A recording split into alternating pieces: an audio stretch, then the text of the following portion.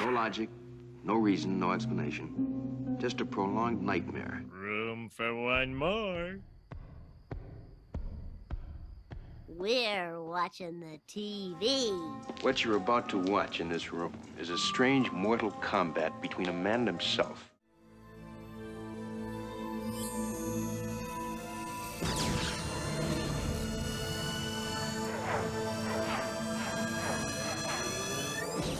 And who could forget dear Rat Boy?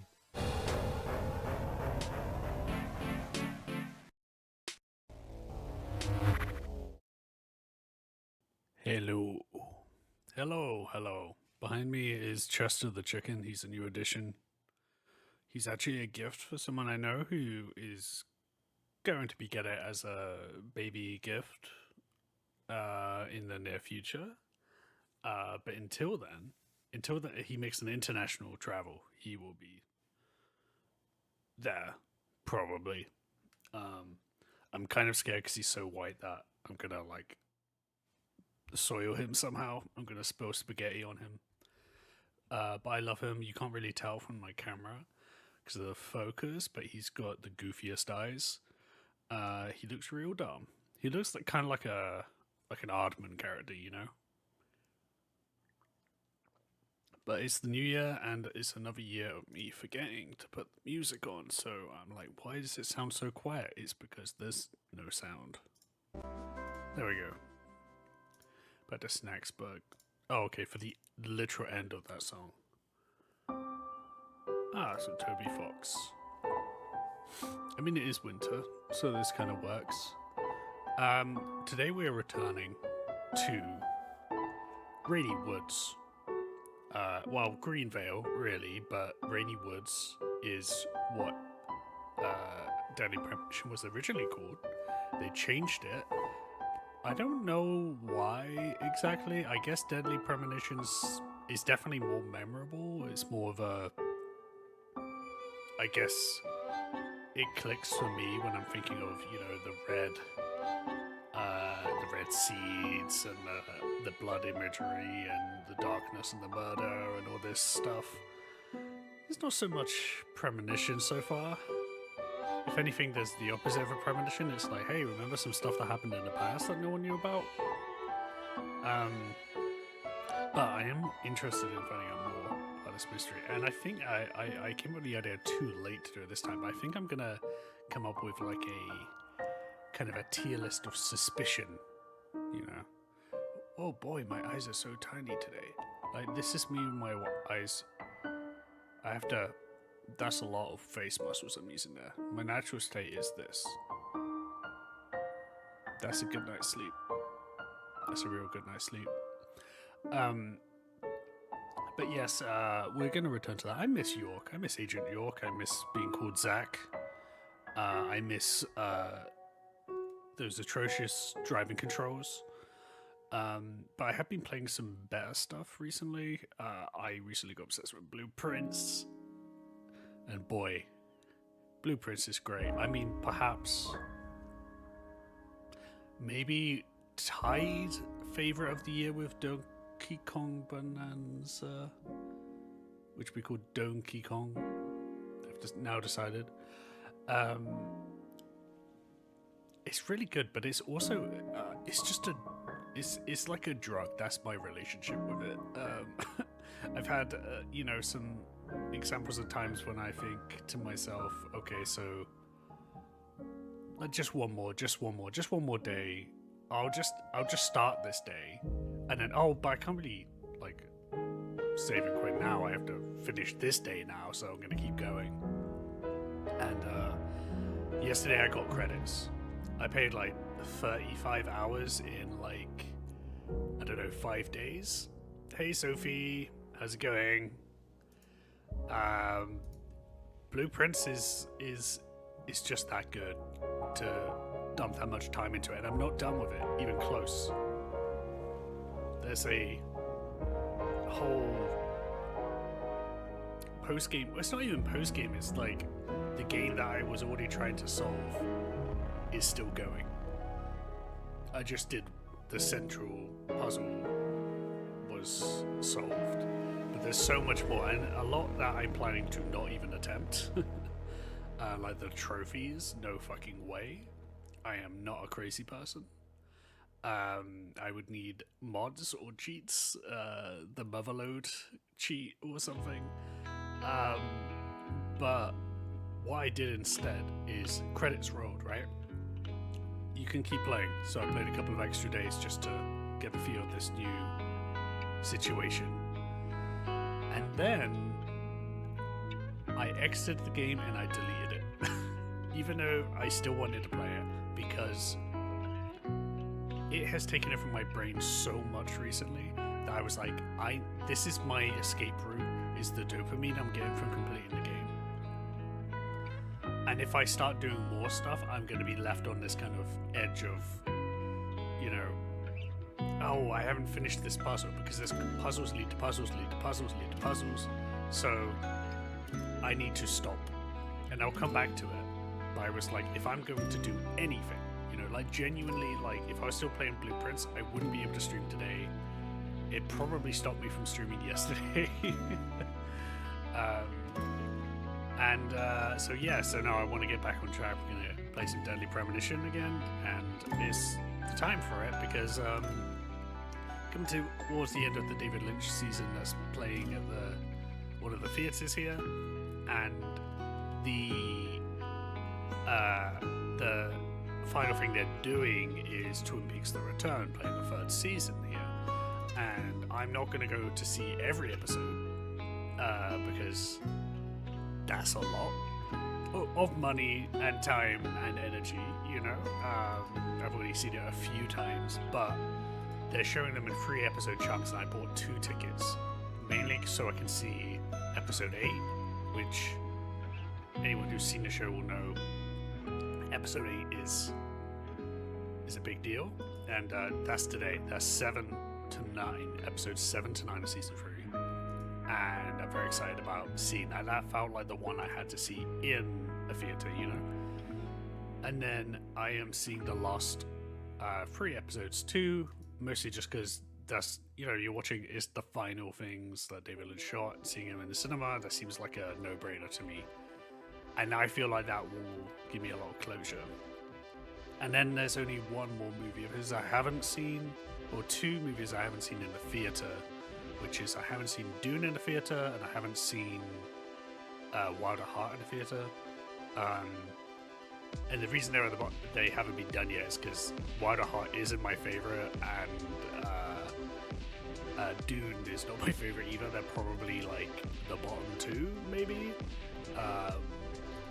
But I still enjoy Wilder Heart, so it'll be interesting. And then Dune will just be for completion. I'm not really in a rush about that one.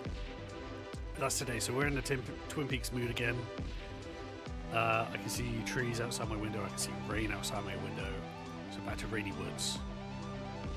Can't hear anything because I'm with friends, but wanted to say hi. Hi, Moon. Here's your silent wave. Hope you have a good time. Hair's looking good, Jeff. Thank you. I did it myself. As in, Cat dyed my hair, and then it went the wrong color, and then we went, it's fine. You know what? Blonde hair's like a lot of work. And can't be asked to do that process again at the moment, so now my hair is like this. How am I? I'm not great. I've had like pretty bad neck pain the last couple of days, and I'm sort of sleeping not great. But that's kind of normal. That's kind of normal stuff. But I'm feeling okay. I'm just like, I'm very slow sleepy. You can see, but this is how like large my eyes can get today. You know, but this is concentration is getting my eyes this open. Happy New Year, everyone. Hello, Leon. Happy New Year to you. Welcome to 2025 New Game Plus edition. We're gonna do it again, but this time better. Oh, what's the line? No. Do that again, but this time good. Yeah. Because 2025. Whew. I mean, there's always that comparison you make about like what your personal victories are, how much you enjoyed a year, and then what the world was like, you know. And I think as far as like big goals, 2025 didn't have a lot for me, but so it wasn't great in that respect, but it had all the good times I needed. We had some really good travels. I saw what is now my #1 most beautiful place on earth, which was camping by Lake Mungo. Lake Mungo? I should really remember the name of the most beautiful place on earth. Lake Mungo, I believe it was called. Or Mungo Lake. Anyway, we camped by there. That was up in northern British Columbia, and that was amazing. So stuff like that happening, and also just like I feel like a lot happened. It feels like a lot was packed into that year. Like, I was in the real town of Twin Peaks in, what was it, February or March? It was when there was a pause in the tariffs. That was this year. At the beginning of 2025, I was with Leon, who was in chat. So I was in London at that point. That's a weird thing to think about. And then obviously, like, if we're just talking global politics, 2025 was like a complete clusterfuck, but also just like a lot of like raise a hope in it too, I do believe. I feel like there's a lot of badass people doing badass things out there. And they don't necessarily have the power, but they're still inspirational, you know? Do I keep all the weapons and buffs from 2025? I feel like it's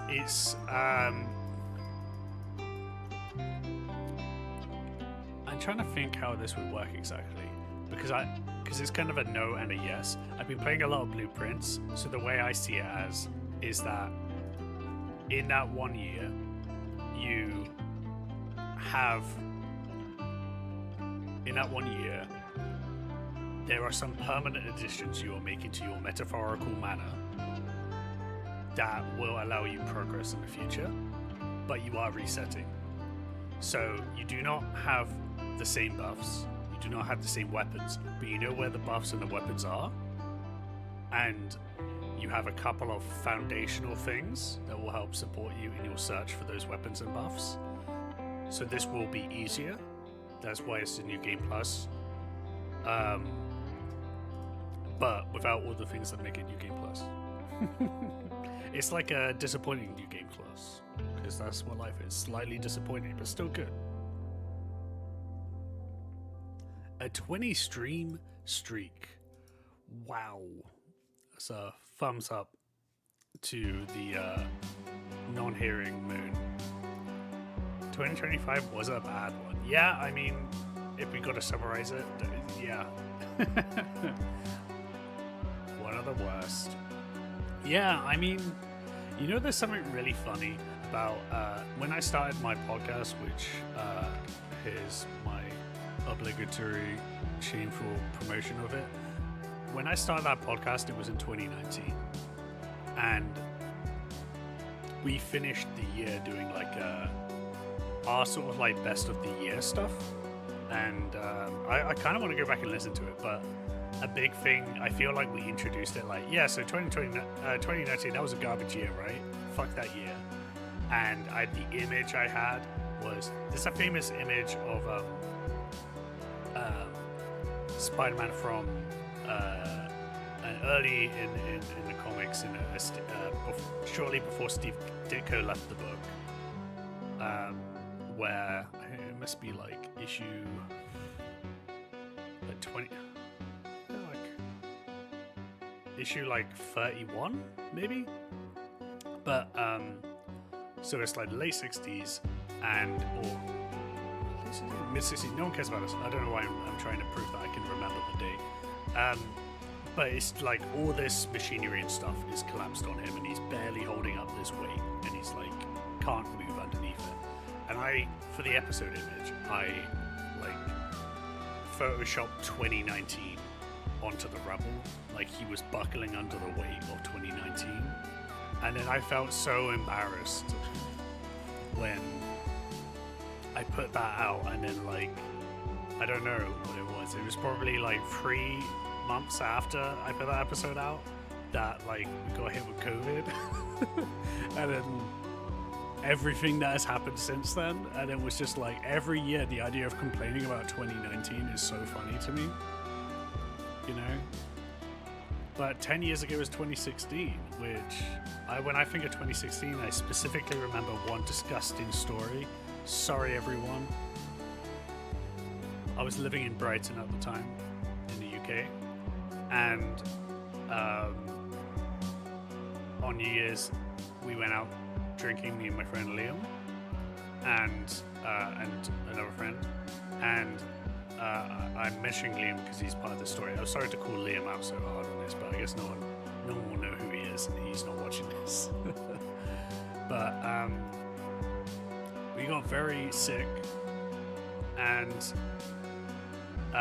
from the alcohol, obviously, the next day, and we woke up extremely hungover, and we'd fallen asleep on the sofa. I don't know why I was asleep on the sofa, because it was my flat. Like, I had a bed, but we were both asleep on different sofas, and we both had plates where we'd eaten like pizza or something. The night before, that were just on the floor, and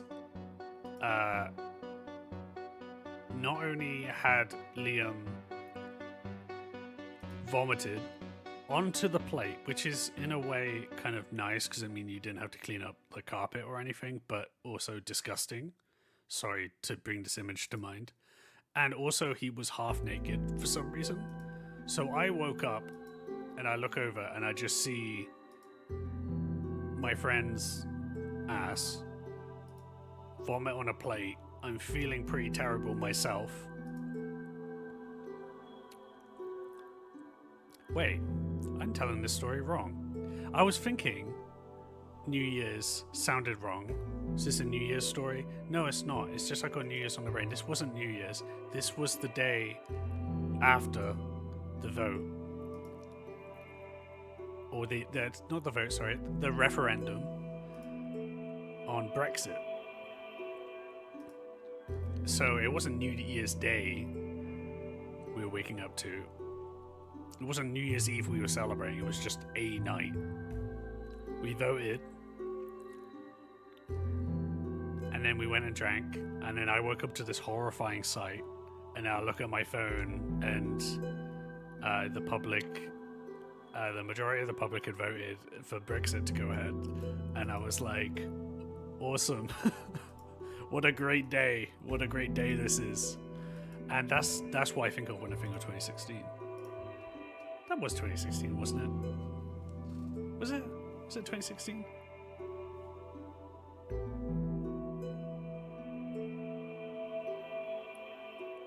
Was that 2016? I'm getting confused with my timings now. Was I there then? I must have been.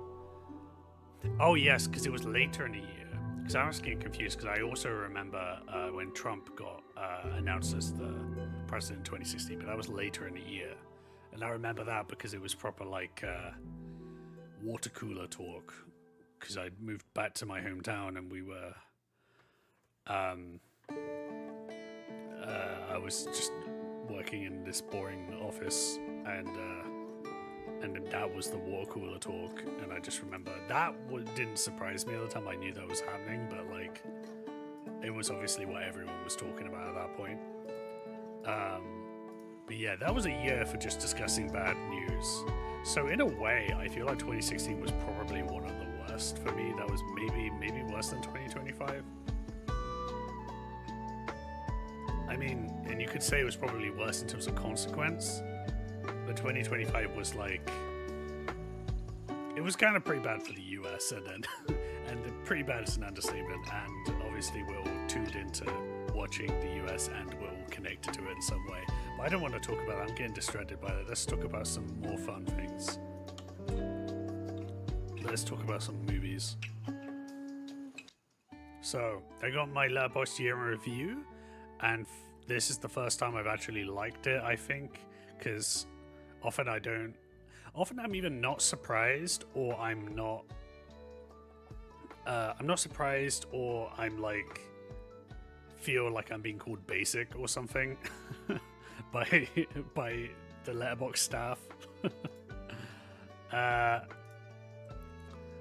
But this is actually one of my lowest scoring years in terms of just the amount watched, like 135. What is 135?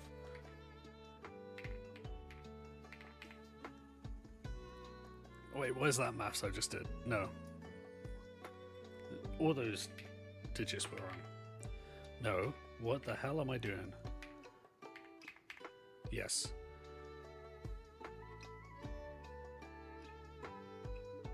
So that's like, it's just over like a third of the days I watched a movie. But I've done better before. And by better, I guess you mean worse, because if you're watching that many movies, maybe other things aren't going so well. But I was very happy. I'm not surprised, but happy to see David Lynch here, and that's partly down to I watched in the theaters because people screening his movie since his death in January. Well, I saw the Twin Peaks pilot in North Bend. What else did I see? I saw Mulholland Drive, Fire Walk with Me here at the Rio, and then I saw The Elephant Man, The Straight Story, and Eraserhead as well. I also saw Blue Velvet at the Rio, and then I watched a bunch of just Twin Peaks episodes again, and I watched Lost Highway, and I watched Inland Empire. Basically, I watched everything apart from Wild at Heart and Dune. I rewatched everything else in the theater. So I was happy about that. And William H. Macy is an interesting one to be my most watched actor, because I actually have been thinking a lot lately about how much I love William H. Macy as an actor. But I truly did not expect him to turn up here, and I think he was in Inland Empire very briefly. He turns up in Inland Empire like they're doing like a show, like as actors, they're doing like an interview, and then William H. Macy turns up wearing headphones, and then he goes, "From sunny Los Angeles, California, it's the," and then whatever the name of the show was. He does that and he's out of the movie. That was it. I'm trying to think what else I saw him in. I saw Magnolia again this year. Oh, it's actually got a list of what he's in. He's in Train Dreams. Train Dreams came out recently. That's good. I did like him a lot in Train Dreams. He's just in a few scenes, but he's very, very good. The Running Man, yes, he was in that. He's in a very Merry Muppet Christmas movie. How crazy is that movie that I forgot that he was in it? But he kind of like came in at the end of the year, really, which means I didn't really stick to one actor that much, because 5 movies isn't crazy out of 135. I only watched 20 films. Oh my god, that's so bad. No, I mean, like, films are like my thing. Like I'm meant to be high. I know someone who watched what was it? I saw his year in review, and he watched, I think it might have been 700 and something. Genuinely. But he's an ex-roommate, and I knew he would come home from work and go up to his room and watch at least 2 movies. Like, that was his evening when he'd been working all day, you know? So if he had free time, then he was watching even more, you know?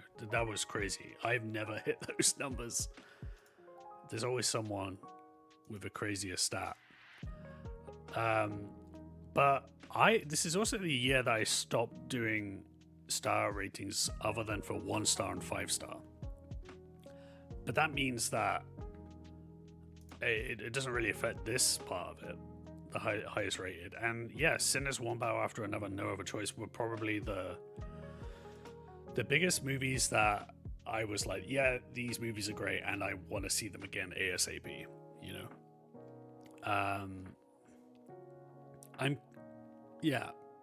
this kind of makes sense to me. I'm like, what happens on Wednesdays that makes me like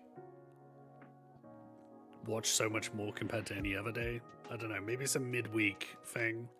But I do find it interesting that the first watch of the year was I saw the TV Glow, which many have described as David Lynch inspired in some ways. Where, yeah, there are some aspects of that there. And I ended the movie with Inland Empire.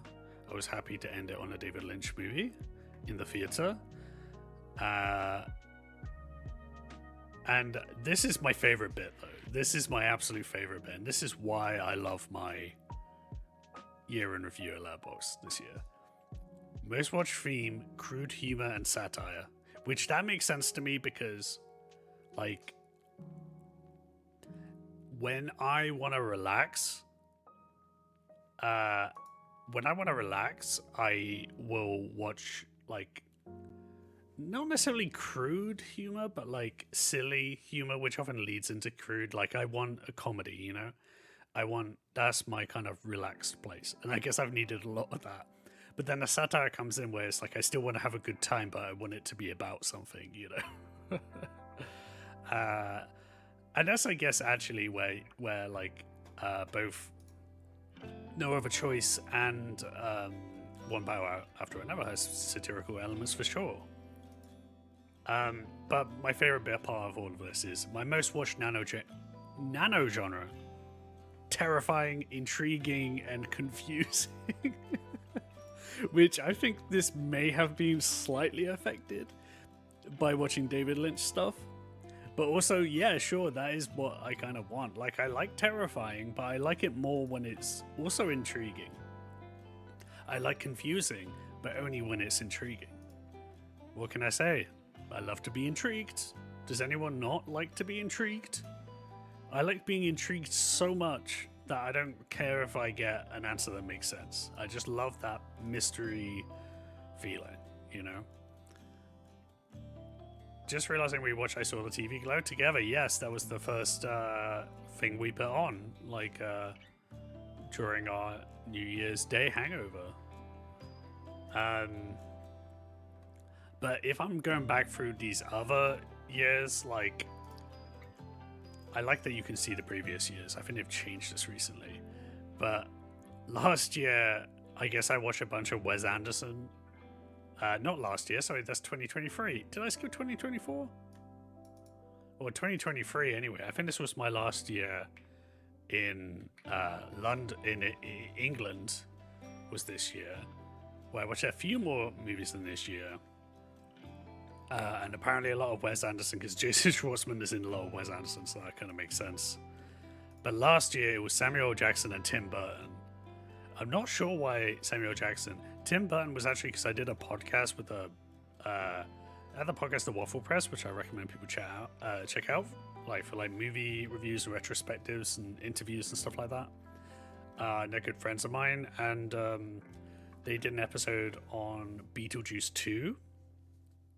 And I watched Beetlejuice 2 for it, but then they also like, let's do our top 5 Tim Burton movies. And I was like, okay, I have not watched a Tim Burton movie in a very long time. So I rewatched a bunch of them in the week before and discovered that, yeah, you know, I am not a fan of Tim Burton, generally speaking, but you go back to the early stuff, I'd forgotten how much I love it, you know? So making that top 5 was actually a little difficult, you know? But yeah, Edward Scissorhands. Fucking good movie, turns out. And oh yeah, I like challenges. Oh, was that my only 5-star? And first watch MacGruber, last watch Queer, starting crude humor, ending with intriguing and confusing. these are the two wolves inside of me. This is the art house and the haha poopy humor.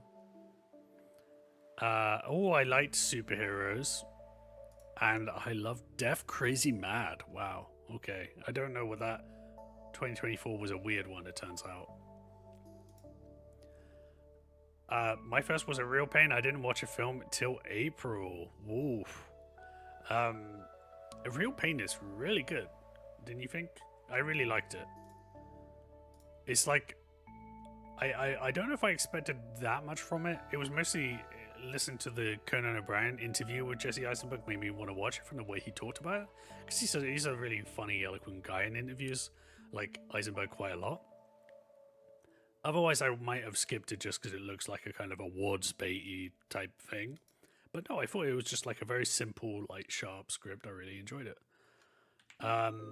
But yeah, back to 2023. Oh yeah, we got our Barbenheimer and Across the Spider-Verse. Wow, that was our big, like, everyone was like, the movies are back that summer. Oh, I started with 8.5 and ended with a second watch of Oppenheimer.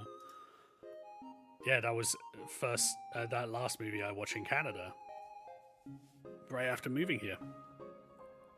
And, I watched a bunch of horror that year, I guess. And more jokey, lighthearted stuff in that year. Interesting. Maybe I needed a detox from all the stressful packing. 2022, Bernard Lee and Derek Jarman? What's Bernard Lee in? Oh, he's in I Watch a Bunch of Bond in 2022. I see. But okay, because this is 2022. I was coming towards my masterclass. This is why Derek Jarman is here. Derek Jarman is an incredible filmmaker, and he was probably, well, not a filmmaker, painter, all sorts of things, but he is, I did grew an appreciation for him through my masters, and yeah, I really liked Guillermo del Toro's Pinocchio, and RRR is great. Everyone watch RRR, is very good. Oh god, my last movie of the year is Astrophant. That movie was terrible. Yeah, I watch a lot. This is my, like I'm like being a cinephile, because I'm doing a course in in the film area. Although I still really liked horror and monster movies. But 2021, okay, we're bumping right out 282. That's a lot more.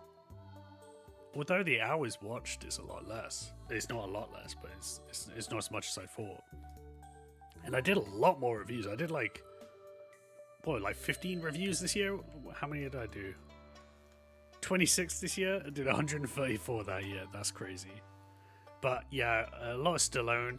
You know what? Something has happened last few years with Stallone that means that I find it harder to watch his movies. Maybe it's because he's being a complete fucking fool with his political affiliations. But again, Wes Anderson again. I'm such a white boy. But yeah, Inside was great. Mitchell's and the Machines is a great movie that I don't remember anything about. Petite Maman is the cutest movie in the world. Everyone go watch that movie. It's like a 90-minute, adorable movie from the director of whatchamacallit.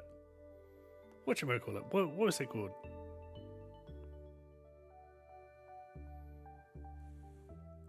It's a movie I really like, and yet Celine Sciamma. Yes, Portrait of a Lady on Fire. The only thing I can remember is the word lady was in it. But also, Water Lilies is great, Tomboy is great, Girlhood is great. I have not seen Pauline. But yes, very good stuff.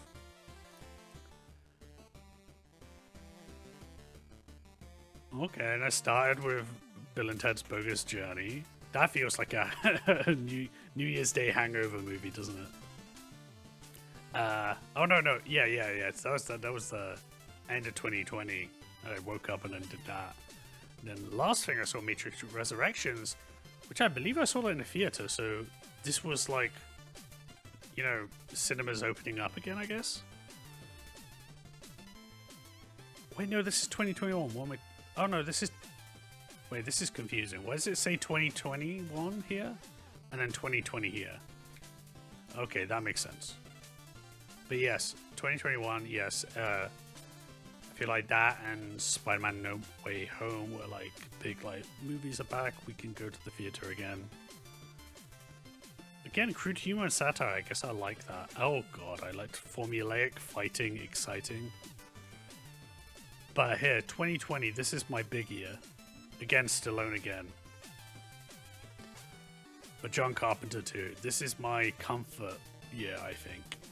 Because 378, I realized near the end of the year that I was close to doing 365.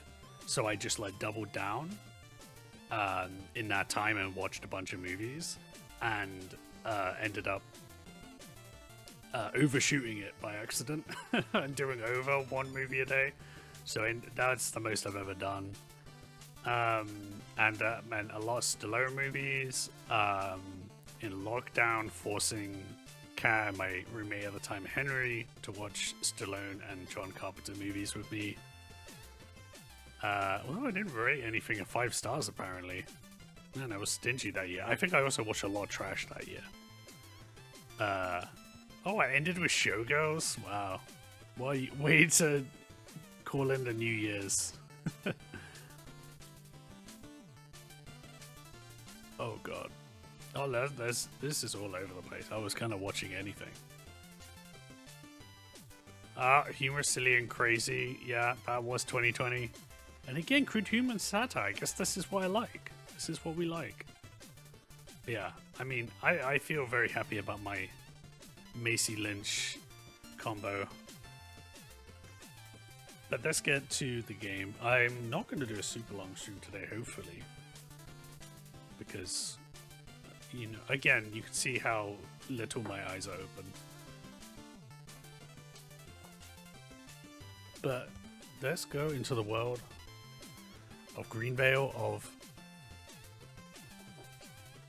what was once known as Rainy Woods.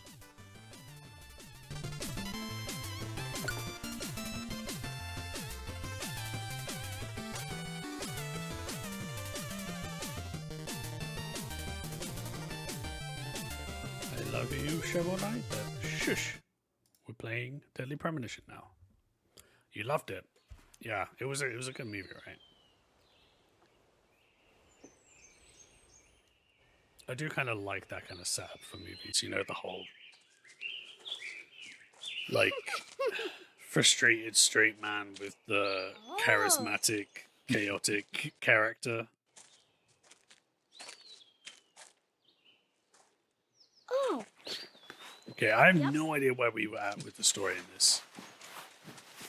But we don't need to watch that intro again. Oh, folks, did we miss this music? I have $16,000 in hand. Previously during the Oh, investigation. thank you. So, you want to find out everything there is to know about Diane? Agent York, Nick is leaving the bar. Wait! She's still alive. Stop hello? right there, Nick. You're under arrest for the attempted murder of Diane Ames. Emily, hurry! You saved my life. No need to thank me for that. I'm pretty useless. I couldn't save Becky. I couldn't save Diane. Yeah, you should feel bad about that, actually. Also, aren't I leaving out the bit where I...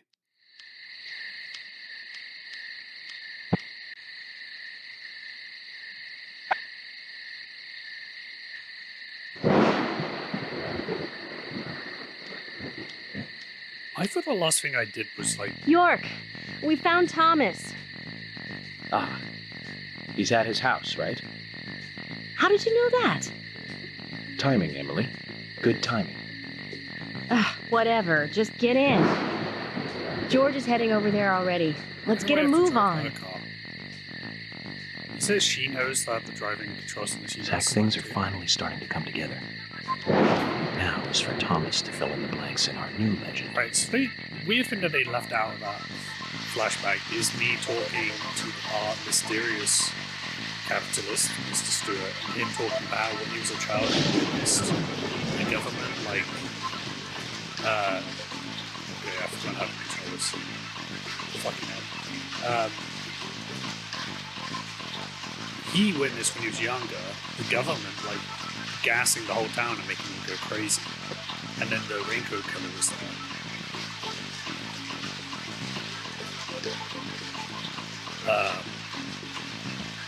And he also knew stuff about me. Like he knew that my father had killed my mother.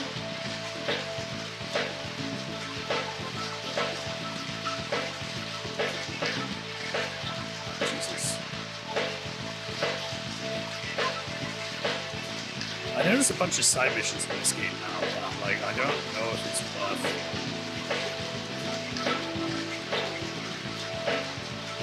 I think I won't have time because I've got to do this in the next hour and a half. But I know there's like no chance of me doing all the side missions because you have to do some of them on the exact right day.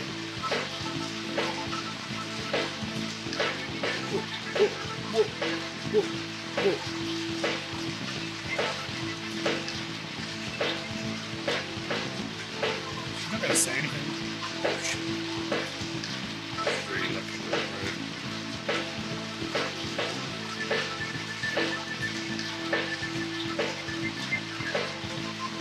How do I do this?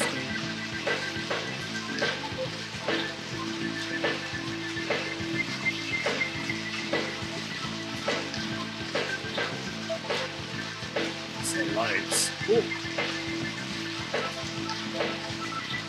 Ah, yes.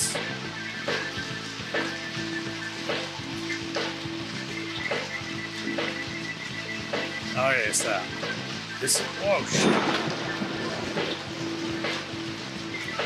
Okay, let's look at this good map.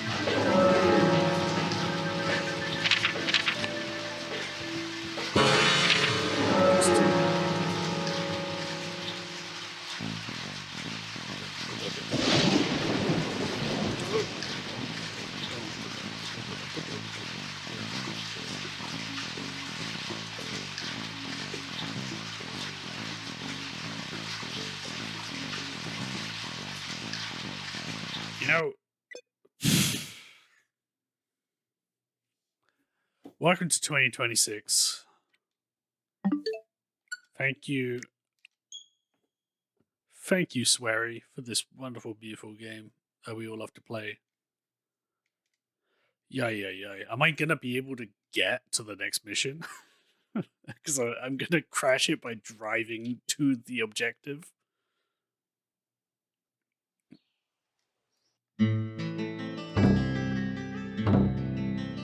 Don't you dare get me in last one. Previously. No. This game, man. It doesn't want to be loved.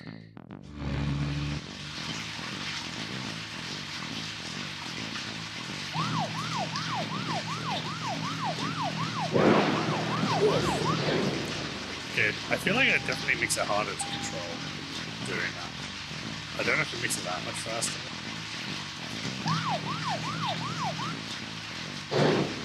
Oh, fucking hell!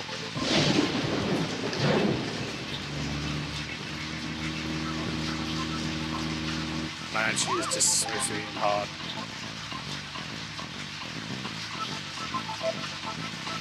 It was on purpose, it was a parallel. It was avoiding crime.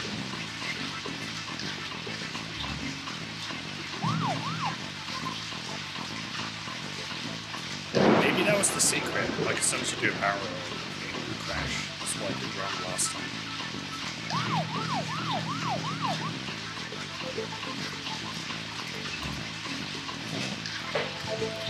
Do the lightest of joystick taps, you can kind of keep it on the road. Kind of.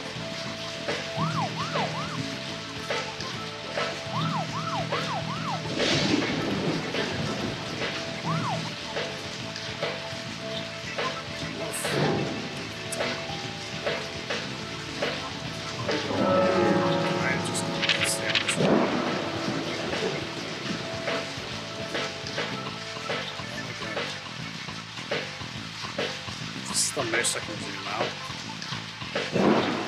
I think I can just stay on this one.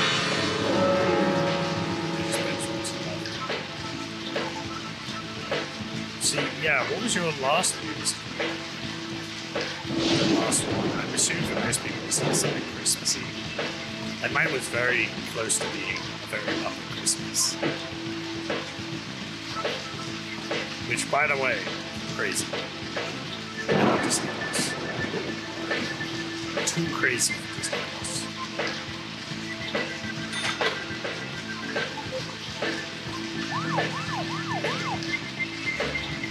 Okay, so had this police officer, Thomas, go missing. He was being sus, but I think that means that he's not sus at all. I bet he's I bet he's helping out someone. He's doing something shady, but it's not.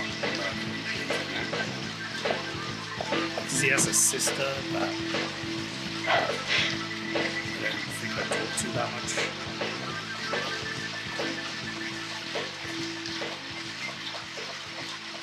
George, what's happening? You received an anonymous call informing us that Thomas returned home. I sent Emily to get you right away. George. No idea who made the call? Thomas. No. That's why I came on ahead, to see if the information was correct. Emily. A light did come on, but only for a second. I saw a tall male silhouette in the window. It was Thomas. Okay. George kind of I'm going in there. You two wait here. Yep, she's still. We'll be ready to burst in at any moment. Just call out.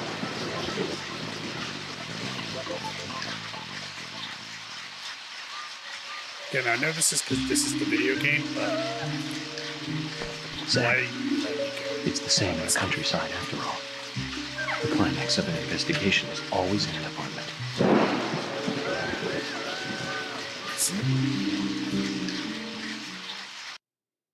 I mean, it isn't Blue Velvet.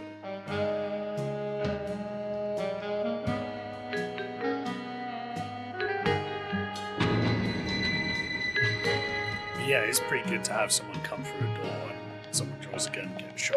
It's pretty good for the climax.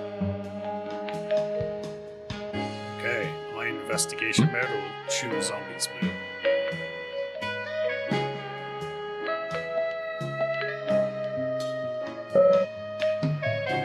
The song has already finished playing.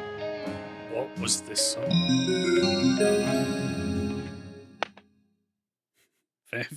Game music is paused.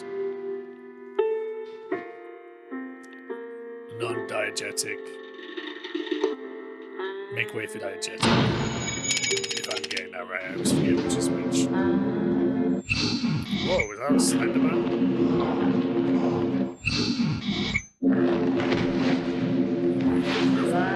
Just the music.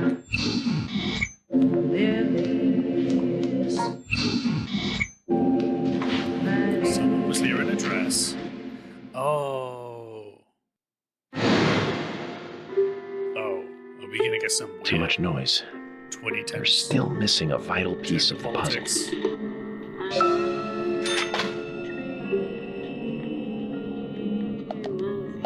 So this is interesting. Red work. This confirms our suspicions, Zach. They've also made just going trope-wise rather than real life, psychoanalysis-wise. Like Thomas has been shown to be very effeminate, flamboyant, and like runs like daintily and things like that. So I think this game is gonna have him at least dress like a woman, and that's how it's going to be approached. Is he dresses like a woman, and also there's the David Duchovny character in Twin Peaks, who's very progressive for the time and for now, to be honest. And maybe they're going to riff on that, but I'm going to assume do it dumber. As is the way. No, I don't want a profile. Why do you always give me the profile chance with one clue?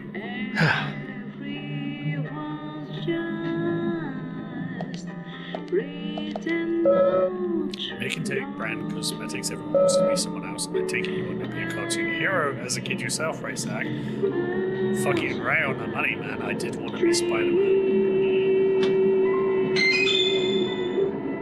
And I did have a... What's this biscuit? Oh, it's a trading card. I did actually have a dream the other day where I was Spider-Man, but it wasn't like a fun dream. It was like someone hacked into my Twitch and doxed me. But I was really mad about it because I was like, dude, you don't understand. I'm fucking Spider-Man. Now everyone knows. And now, like, and I said to the person, I was like, you're gonna Gwen Stacy my wife? Which again, I think assumes that I was streaming as Spider-Man. But, like, had my private information on there. So, weird dream, and also the most depressing way to become Spider-Man. Open it. Fridge. What you got? Cherry pie? Hell yeah.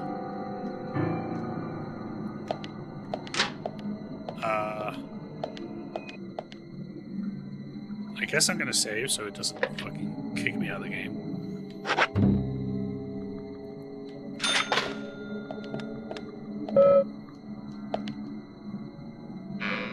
What we got here?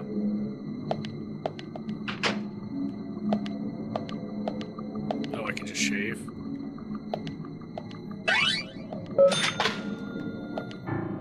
Okay, this is pointless.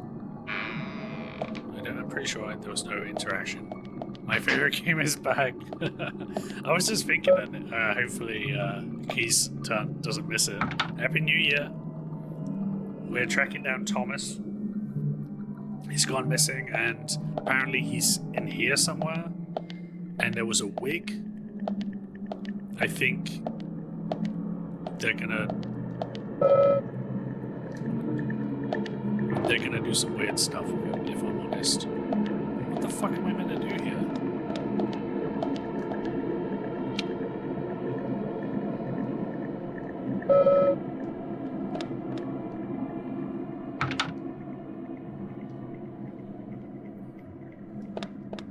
Maybe I missed something in here?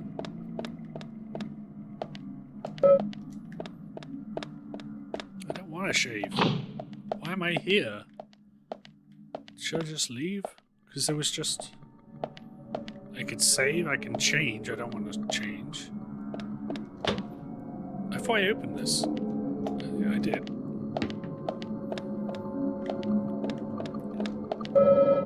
I wonder what he'd have...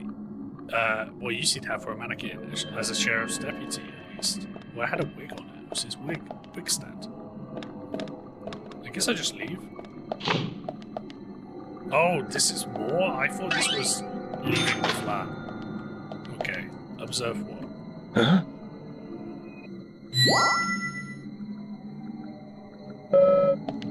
Series of boot prints. Culprit must have entered this room. Oh shit, I walked all over. Wet boot prints. Wet means rain, and rain means murder, probably. No, we're not gonna profile. Are you excited, York?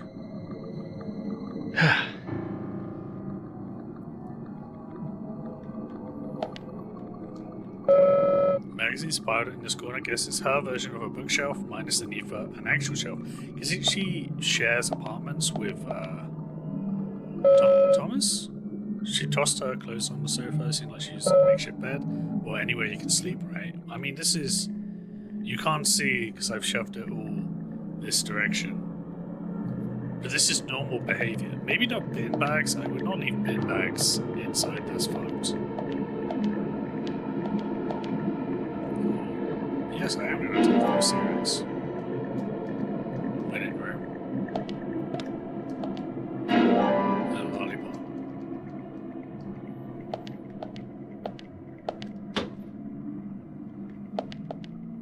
A lot of empty cupboards in this game. Oh, the good old days. If there's one thing she takes good care of, it's this mannequin. She varies her costumes, I think. Various LPs that don't from rock to jazz. From Spymaster, Grounds, Motorband, Hawaii. What's this? Wait, didn't I just pick this up? Is this now an infinite lollipop apartment? Yes! I mean, am I hungry?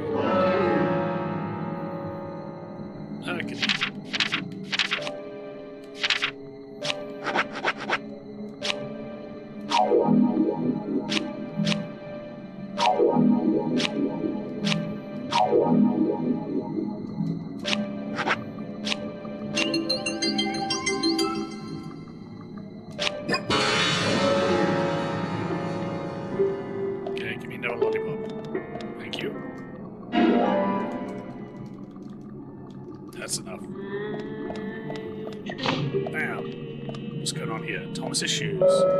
Shoes were found in the bathtub there. Why? Which means the person didn't have time to take them off. Thomas's shoes. Speaking of shoes, surprising shoes reminds me of Disco Elysium's beginning. Care Bear has started playing Disco Elysium, which is a great game, and I recommend everyone check it out.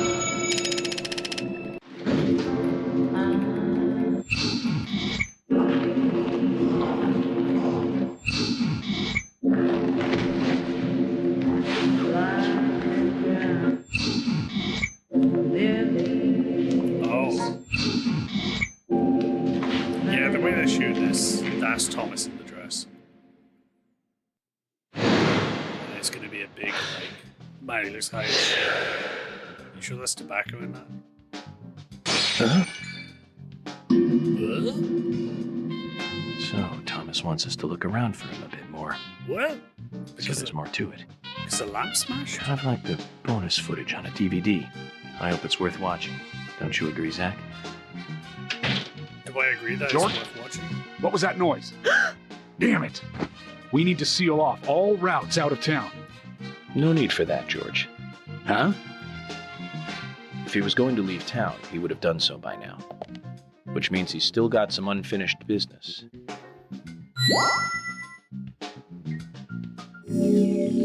Oh, that was the end of the chapter? That was like the shortest chapter. We learned nothing. I'm very nervous about this, though. There's no chance that this is handled in the way we would want this kind of stuff to be handled in 2026.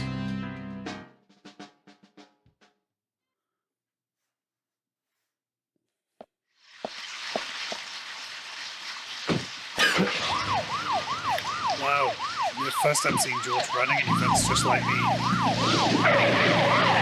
Holy shit, that's how you drive. Fuck, George is the only one who can drive in this town. Zach, do you think they heard what I said?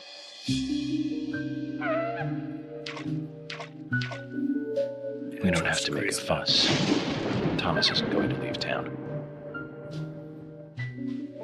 That gives us plenty of time to find a way to view the bonus footage. Oh, zombie time? Ah, so the answer was investigation and zombie time. Oh no, I'm just running around at night. This is my first time running around at night when the sky's like this. What do I have? Oh, I have the infinite submachine gun, shotgun, infinite handgun, and a golf club.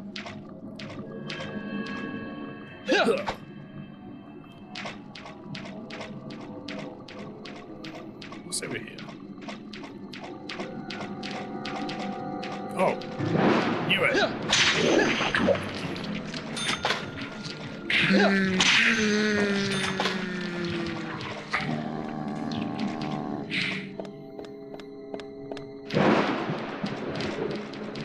So, I don't even really, I wasn't sure if I was meant to be driving or not, because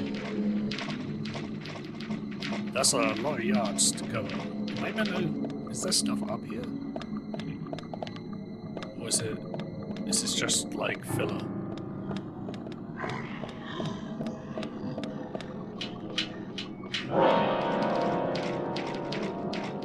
What's in this dumpster? Oh. Wait, I can get in it? Okay, this is... There's no reason for this, York.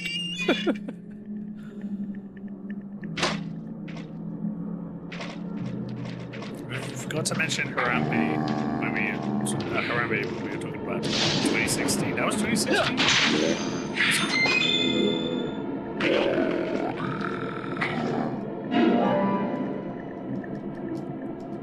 Man, to be honest, I actually...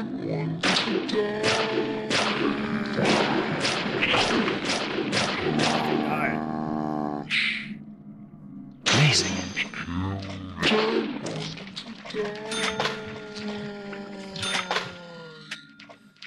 kind of missed the whole rap thing, to be honest. I came to it really late. I had no idea what people were talking about at the time. Great. Nice shot. I Amazing. feel like I should be driving. Just haven't Amazing. shot a zombie in a while. Nice shot. Nice shot. These guys look extra decent today. Mail. Someone mailed me bullets? This is worrying.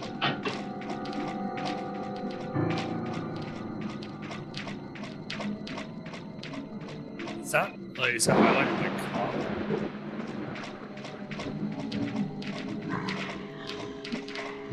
Bullseye. Bullseye.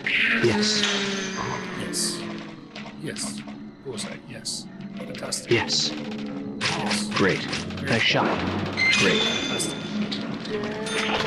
Nice shot.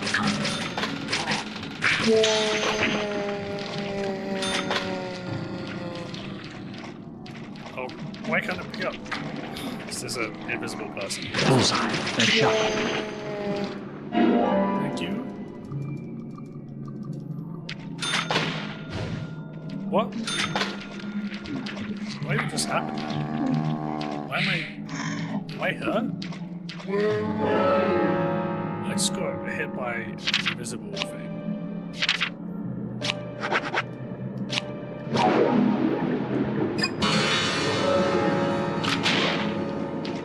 Okay, I'm gonna use this now. Wait, so can I go in here? Oh. Where the fuck is my car?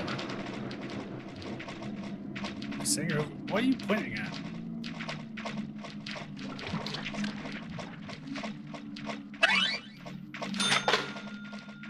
This is a slightly enraging beginning to a joke.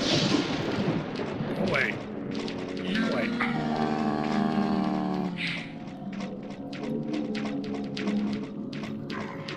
I've completely lost where my car is.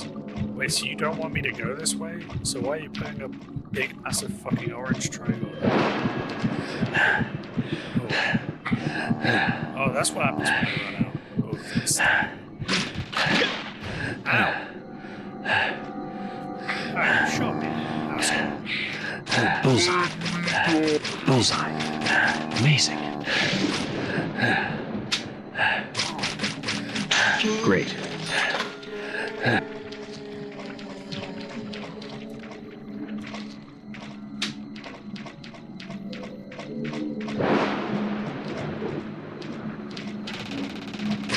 Amazing. Amazing. Great. Great. Bullseye. Kind of have to shoot some of these people just based on them having giant laser guns, demon laser guns.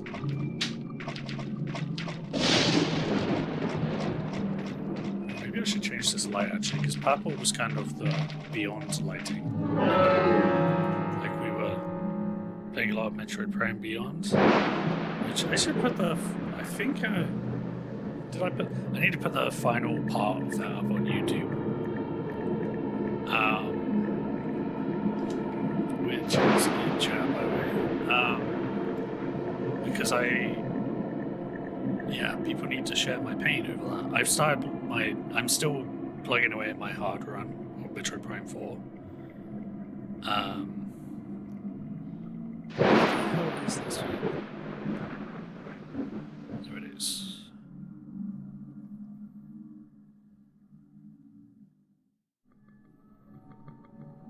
I've forgotten how to use this.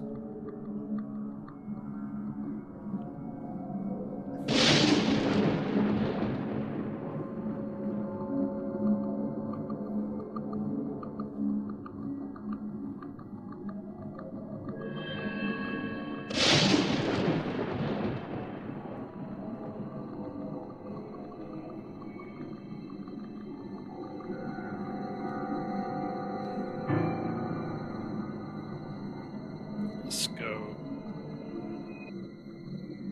red. Red is fine. Red, let's just do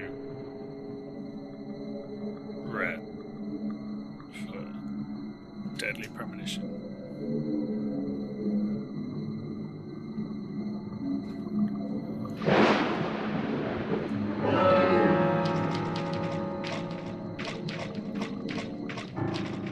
kind of looks like I've got like a bit of damage in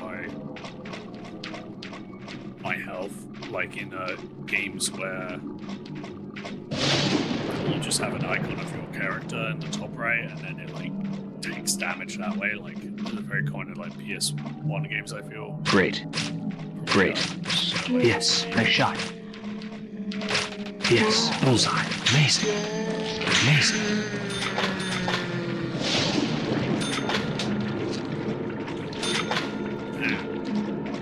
I should get me money like this. I can't drive. I feel like I had access to a car, but I couldn't find it. Well, I meant to just run this whole thing, and that's the point. You know, that's why this whole is. Do I have a thing?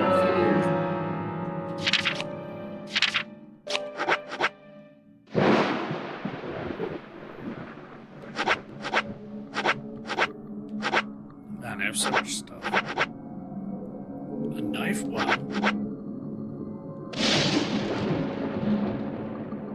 Oh, I could use some cookie.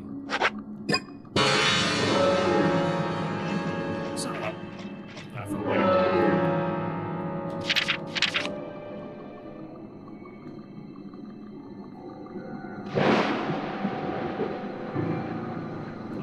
Maybe I should just I wonder if it'll let me do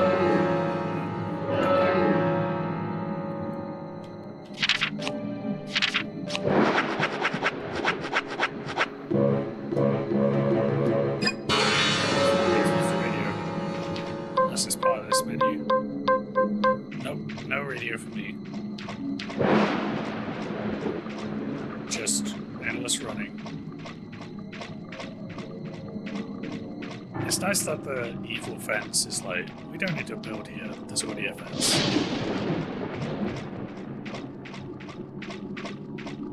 Let's save a little bit of our blood vines.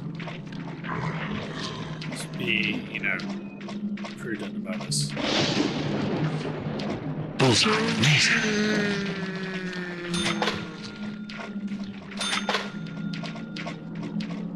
Tell you what. Big thing I noticed in North America, they will leave that fucking lights on in every store. All the fucking time.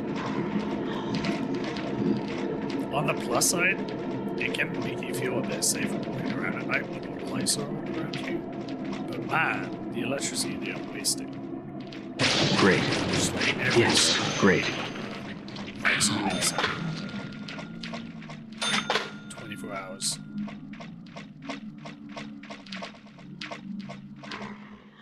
Okay, there we go. Ooh. Hey, didn't you die?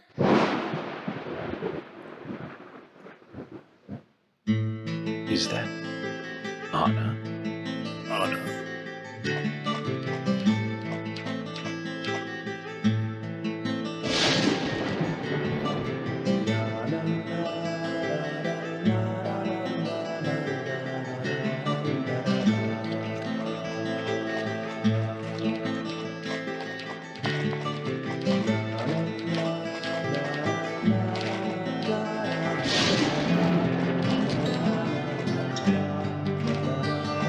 Great. Yes, great. Bullseye. Great. Nice shot. Amazing.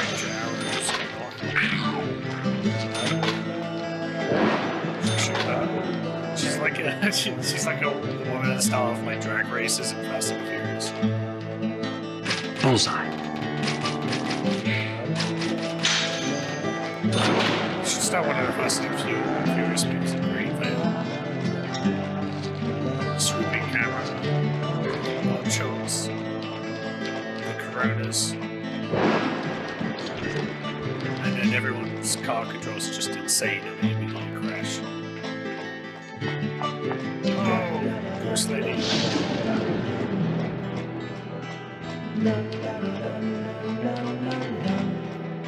I don't think this like poncho thing is doing me much good, if I'm honest.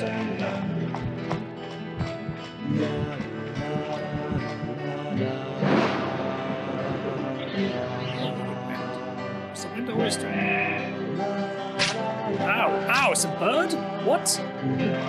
These birds are killing me?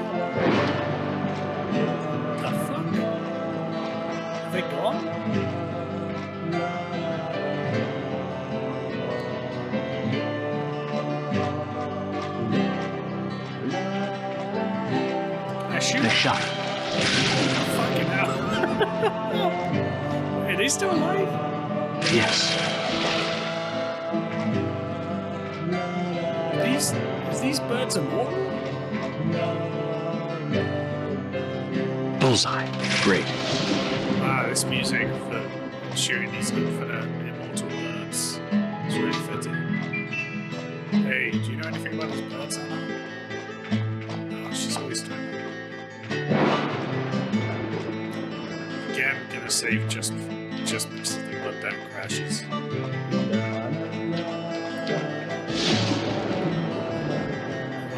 Oh, wait, let me save.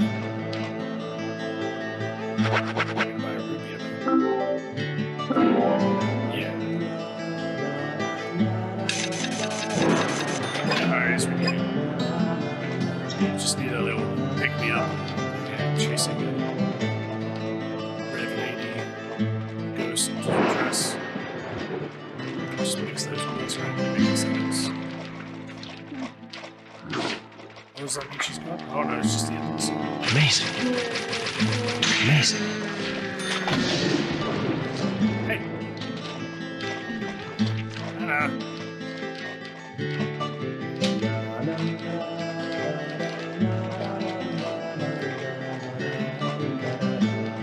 Okay. Have I just gone in a loop? You made me loop around her. Right? Yeah, you made me fucking loop around. She's just like the fucking dog. She's doing the same thing the dog did in the museum. Amazing. Great. Bullseye. Yes. Yes. Yes. Nice shot. Leading me into the zombie nest.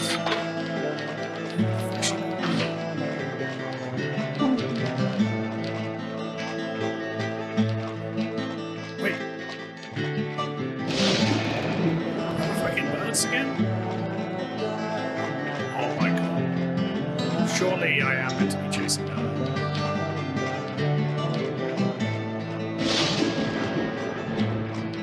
And I'm gonna kill you for a second. We send you to heaven too. Please don't turn right. Go any other direction. Thank you. These birds.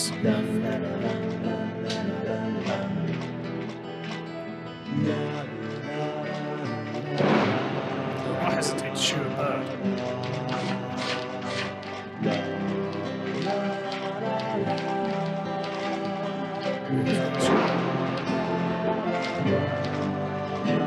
Amazing. Great.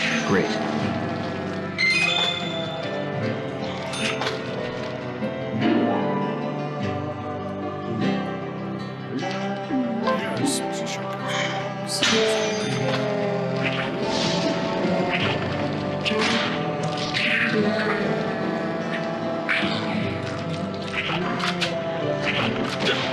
Hey! She can help me just by standing up.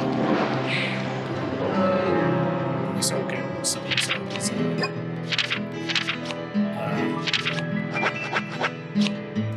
first aid kits.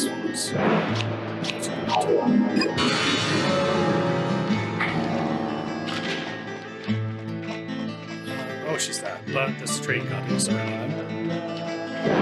So you're gonna make me way around. Way around from the other straight gun. Oh?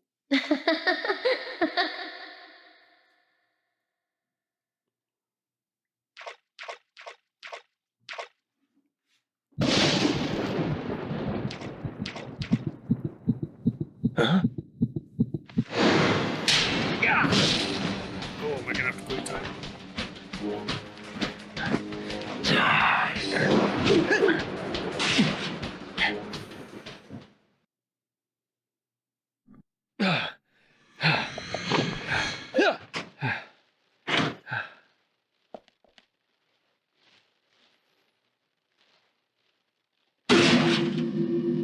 Yeah, he's probably gonna do that.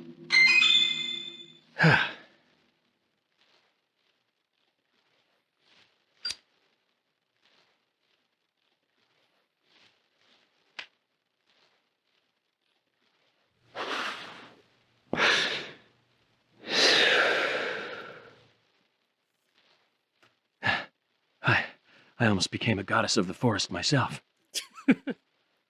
Although I think the look might suit me. What do you think, Zach? You got the red, to be fair. But you only have the red because you were so stinky. Uh-oh, zombie time again. And then we get chased. Ooh, toolbox. What do I have in here other than pickles? High quality beef.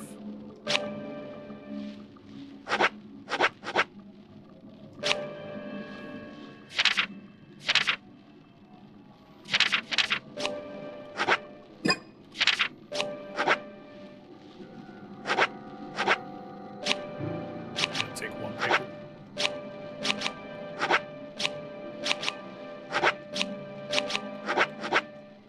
Two. Take them. Okay, we're full. We're full. Oop. Oop. Maybe I'll put something in there. So I kind of want to buy something from Panda Bear. Like I have an infinite gun, so I don't know if I need this, right? I don't have a magnum.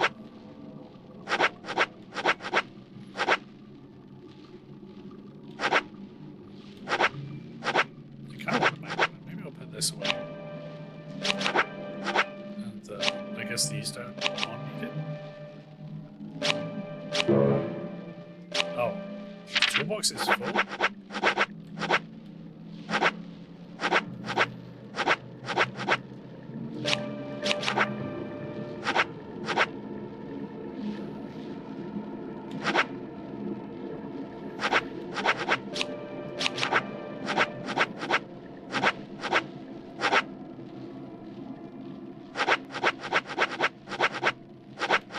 I don't need a bait one right now. Oh, Panda Bear, what you got?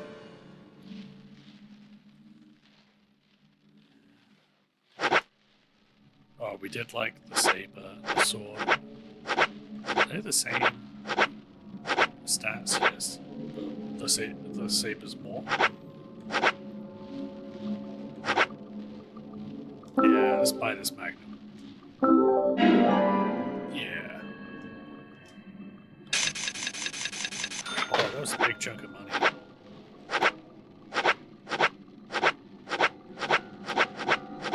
I kind of want to do a sword, but... Oh, I can't hold anymore. Okay, fine. That's fine. Let me save. Now, before I do this bit, I am going to take a quick break, and then... Should I? Wait, should I? No, I'm very rested for all that coffee I had. Anyway, I will take a little break here and remember... Well, I don't know, I'll just do it myself. Clips, clips, clips. See you in a moment.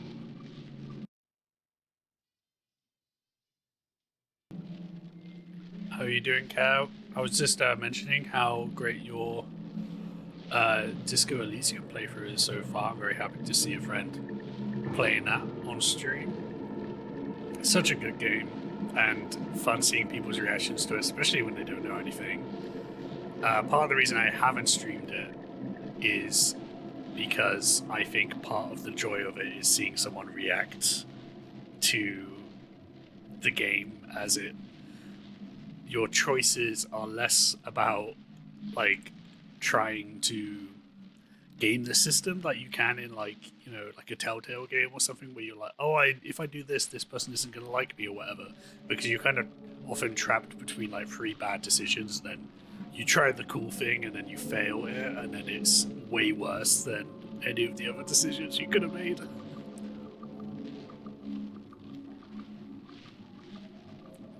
I mean, yeah, it depends what your stats are for how you go about the game. Like, I had in mind the things that I really wanted to be good at and then leaning on those. Like, for instance, for me, my authority was very low. And so the idea of how did I manage to do this? Spill drink on my controller. My authority was very bad, so I couldn't like pull rank on anyone. So I'm kind of tempted to play for it again, but like be an asshole. But one of my favorite things about that game is that there's no way that you can play it without it making fun of you. Like, I tried to be a good person, and then the game kind of mocked me for those decisions.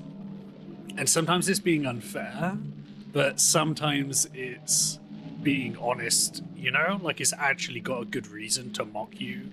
But also just the central premise of the more you think about what the voices are that are talking to you, do you know what I mean? Like, when you get an idea from your subconscious, but you know that it's coming from the sort of this is like a physical response, you know, or this is your addiction talking, or this is, you know, the spiritual side of yourself.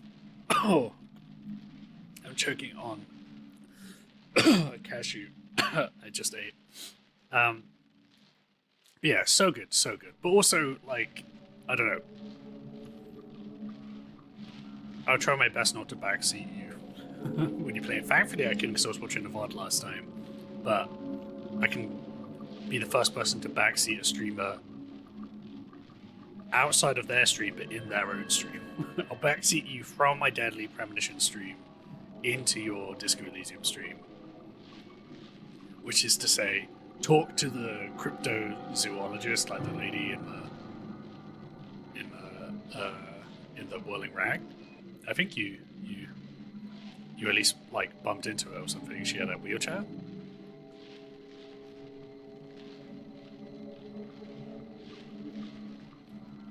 Go to her, and also like the other ways to play it. I think there's just a lot you miss. You know, like there's not a lot of them, but there are some things that are tied to times of the day. So there are things that I was disappointed because I just completely missed something that I thought was going to be huge, and it didn't end up mattering to the end game. I didn't realize that I had a limited amount of time, and you can't do everything the game offers you in one run.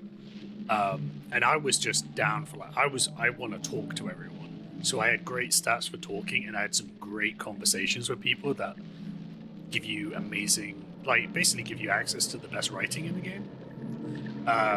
But then I probably missed a bunch of funny stuff because it's funnier if you're like a asshole drug addict or something. But yeah, it's worth keeping in mind those things. And also, like, I don't know how you feel about this, but there's a couple of ones where I save scummed because, like, for instance, there will be a situation where I really, really want to see the success of this thing I'm trying to do. I'm going to try and think of a fake example. But say if there's a gang of kids and you have the chance to do a check to do a handstand to impress them all, I want to see that failed, but I also want to see it succeed. So I'll save scum it so I can see both. That's kind of, I did that with a couple of things, but I was like, this will be really cool, though I don't want to miss out on this. So, I mean, I'm giving you moral permission for that. But also, failing is fun and funny.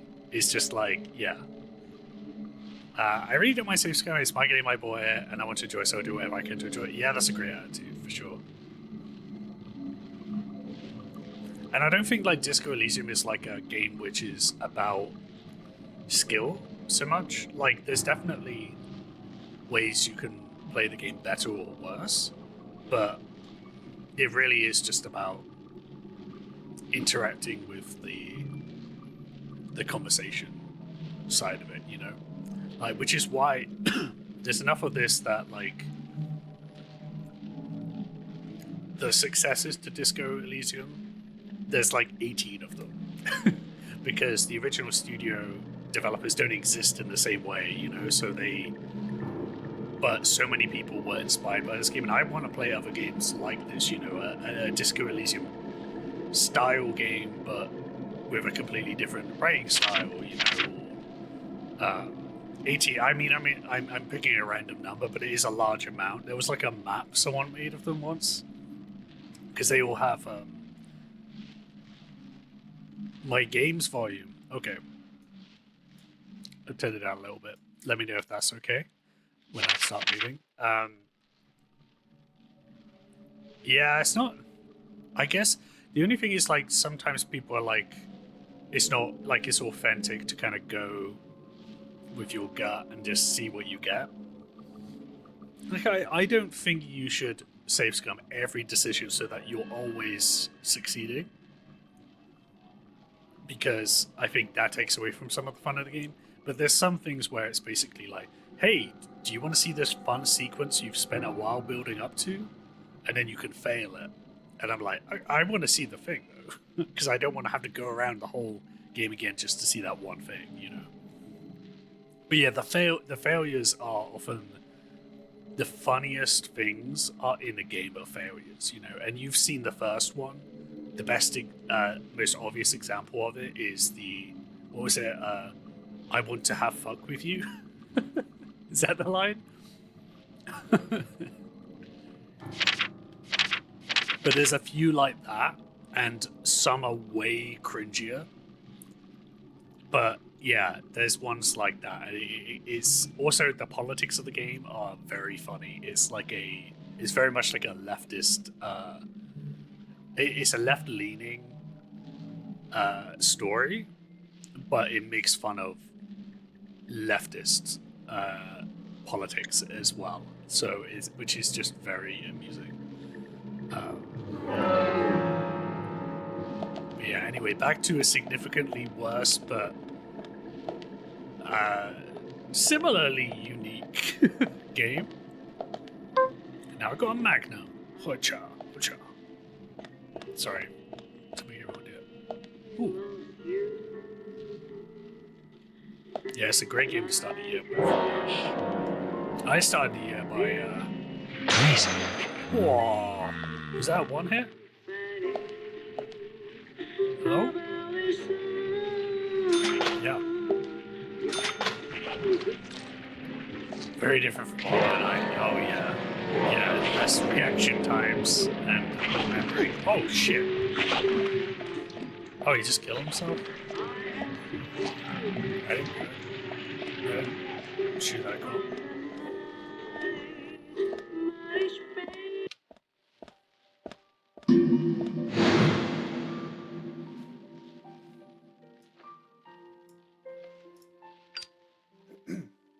Okay, turn it down like a little bit again.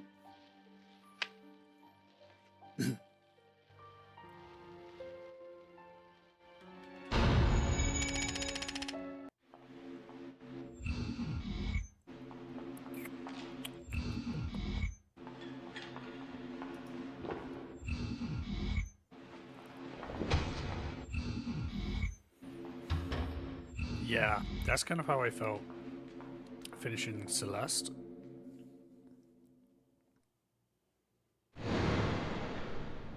Which is the main reason I'm tempted by Hollow Knight again. Still missing a vital piece of the puzzle. I think someone explained it to me recently that made me understand Hollow Knight a bit more by just talking about, like, okay, your runs are kind of strategies, so you kind of, if something isn't working, you should pick a different loadout, basically. Whereas before I was kind of like, I want to play in this style, so I'll pick this loadout, you know, and that maybe not being the best way to do it. Ooh, country ham, floor ham. We love some floor ham. Okay, fine, I'll drink the root beer I have.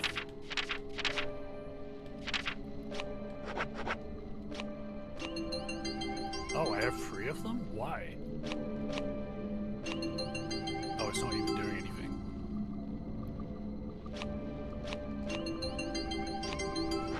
Just need to clear some way.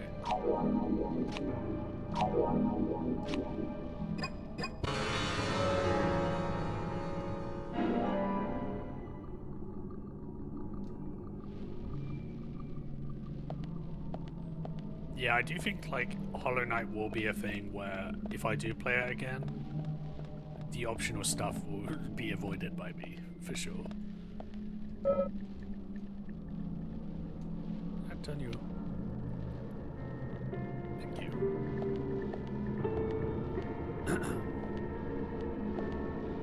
Is this something?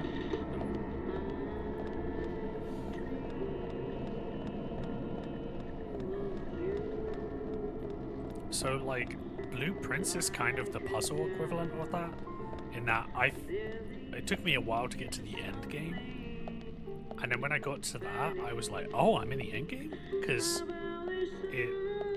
there was so much I hadn't completed, you know, but it turned out, oh no, you only needed some of this.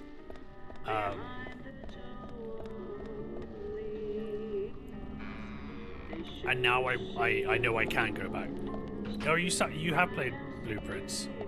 Yeah, you know what I did? I got to the credits, and then knowing that I have a lot of the game left, I played a couple more days just to, you know, play around with it a bit, and then I deleted the game because I was like, I have shit to do in my life.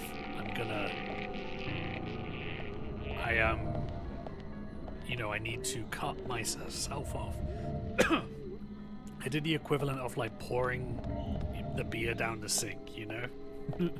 Flushing the baggie down the toilet. Just like, I have to force myself to take a break from this game. It's ruining my life.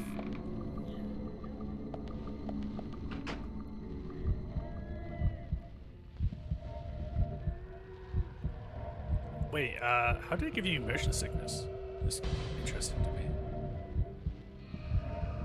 I'm wondering if you could change that by changing some of the sensitivity of the camera controls or something.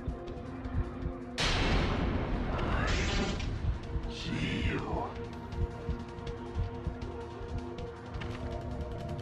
I don't think you would be doing this part so early.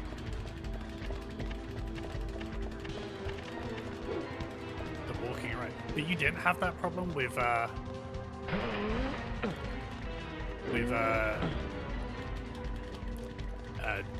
any of the Doom games, where you're like running around and stabbing people and spinning on the spot. Why am I pushing this? Hop over it, dude.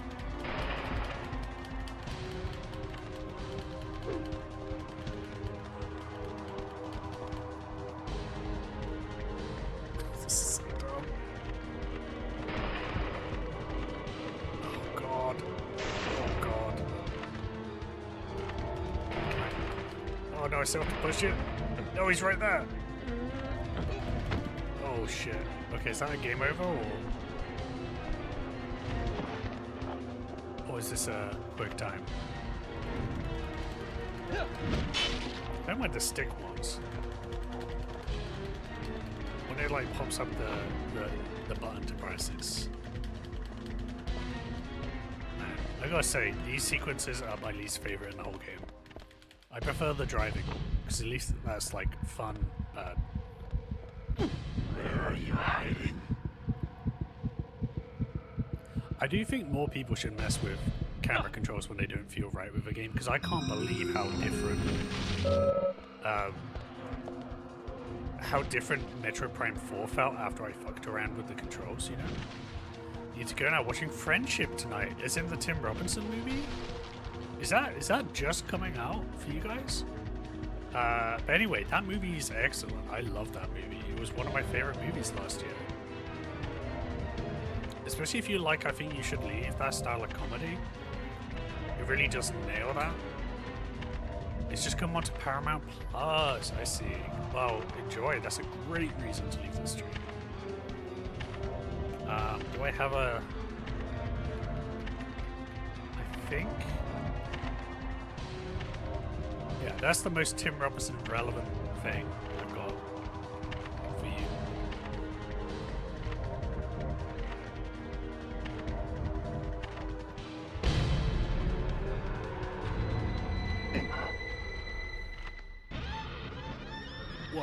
What? Hey, what? It sounds like you're saying bye to me because I just got found. Hey. Goodbye, Sophie. I don't know what I did wrong there. Was I just meant to pick a different spot? Or did I accidentally press a button?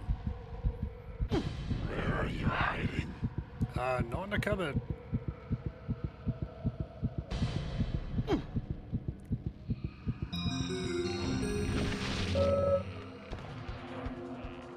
This is a terrible hiding spot. But maybe that's why it's secretly there. So let's go back to camera talk. I have the sensitivity to lowest. I'm still struggling.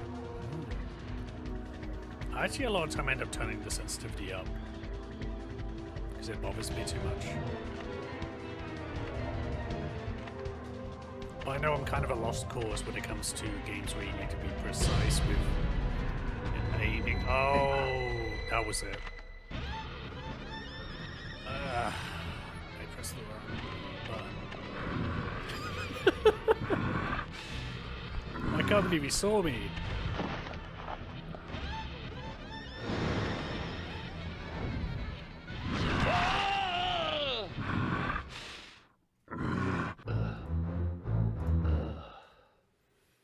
So when I look at my phone or read or play on handheld when I'm in a vehicle, it feels like that, but I always never get motion sickness. I get it sometimes if I'm looking at my phone, especially if I'm on the bus. Where are you hiding? When it's like a rocky situation and I'm trying to read. No way. Okay. I'm gonna go back here again. But this time, when it tells me to hold my breath, I'll actually press the right button.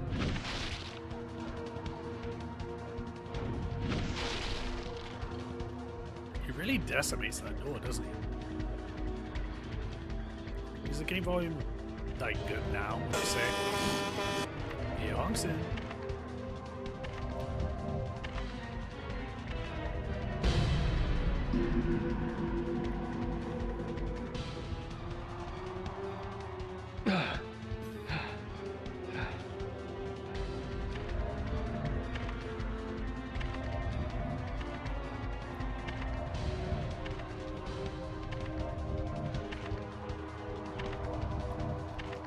I don't know what the last part of the story you saw was.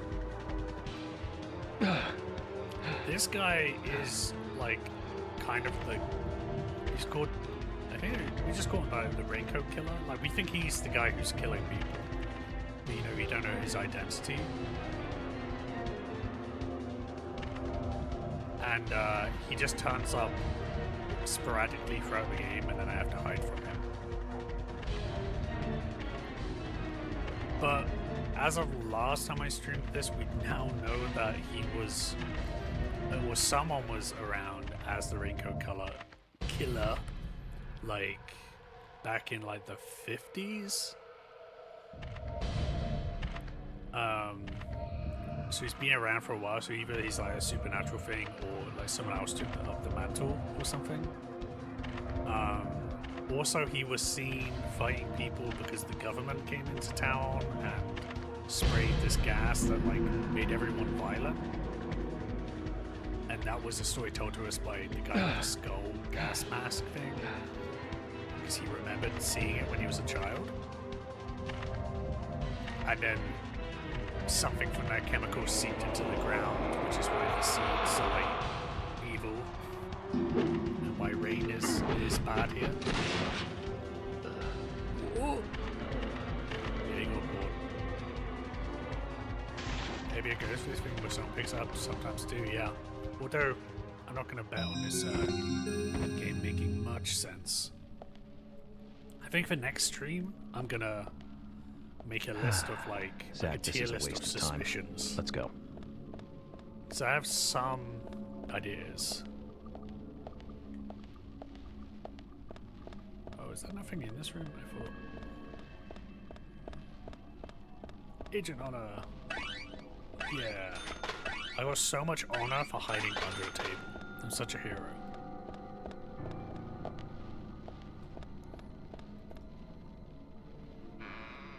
The game is still loud. Ooh. I'd rather you be that person than just like silently suffer and then like later on I like listen to the VOD or something and realize, wait, that was just a door to hit. What the fuck am I going?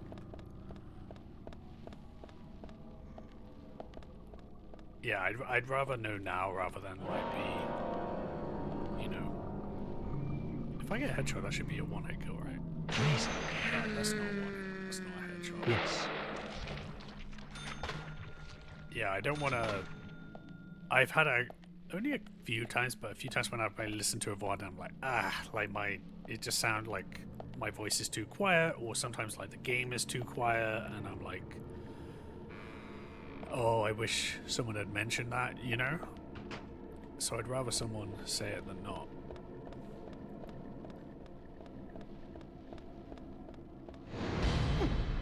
Oh. Shit.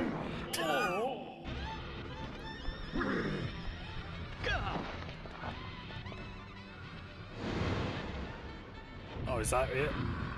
Oh no.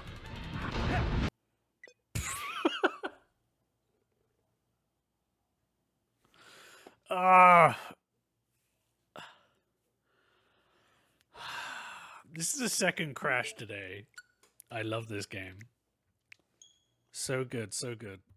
Just effortlessly, smoothly video gaming.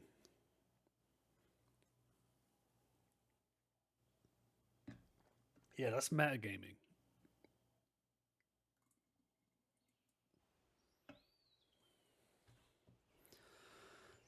Would like to let you know that Conky Donkey still makes me giggle. Yeah. I mean, it's been so long now that I don't even notice it. I think I changed it to that, like, I don't know, it's probably like 5 years ago or something. Okay, so I don't even know when I last saved. I gotta do this whole section again. Oh.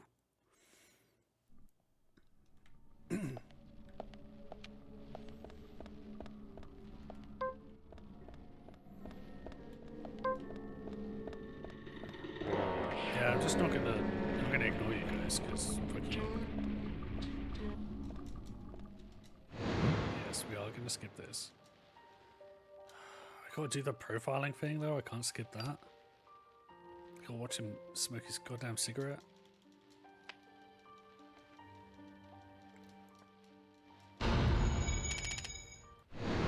Oh, you can skip the profiling.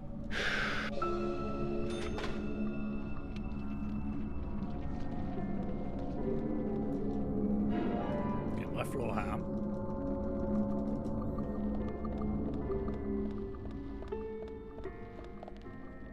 Smoking when you might be chased, yeah. I mean, maybe it raises your nerves a bit so you're a bit more jumpy.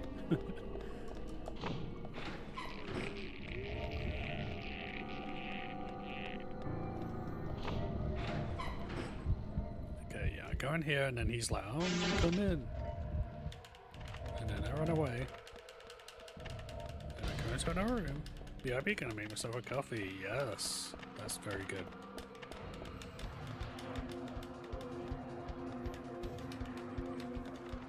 I wanted to play the redeem I have for insomnia, but it's probably a bad idea when I'm in the middle of a quick time event.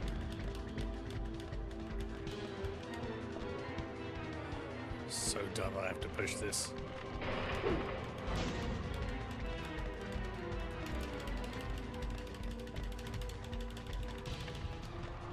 Stop pushing things.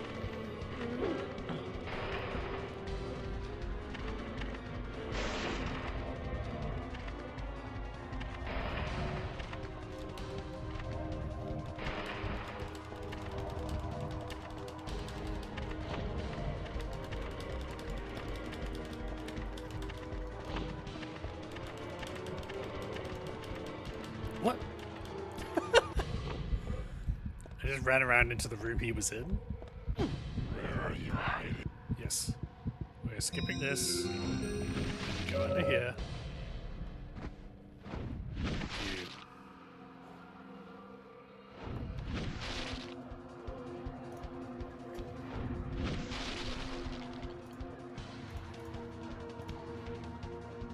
sleep at home? Yep. Got a solid 15 minutes.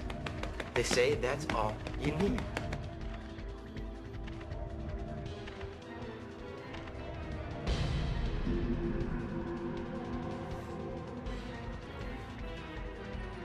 What's Adam Brody up to lately? Other than the Shazam movies on occasion. Which I guess are not happening anymore.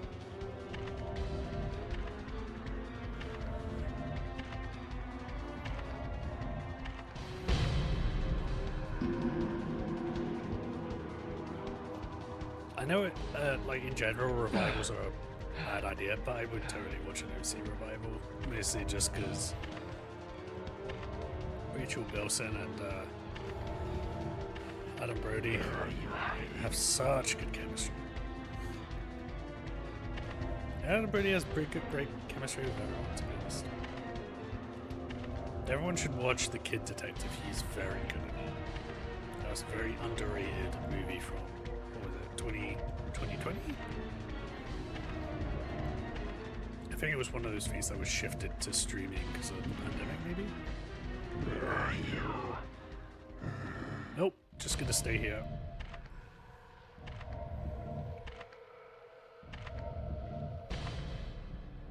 Man, I really hope it doesn't crash again. I guess I don't get caught is the answer. That's the real game over.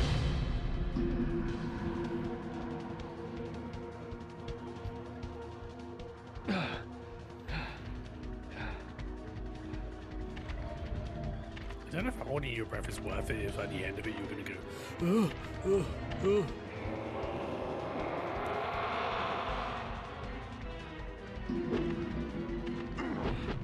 I'm so mad.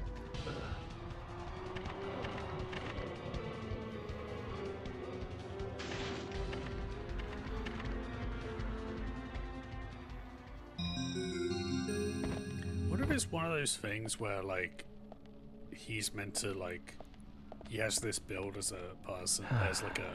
Zach, this is a waste of time. Let's go. The killer was right there, man. I feel like you're onto something.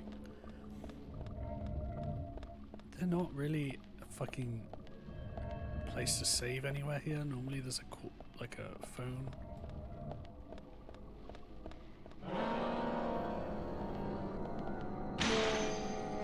Thank you.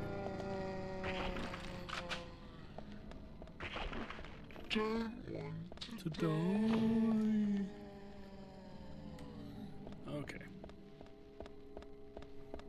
Now, please don't freeze on me again.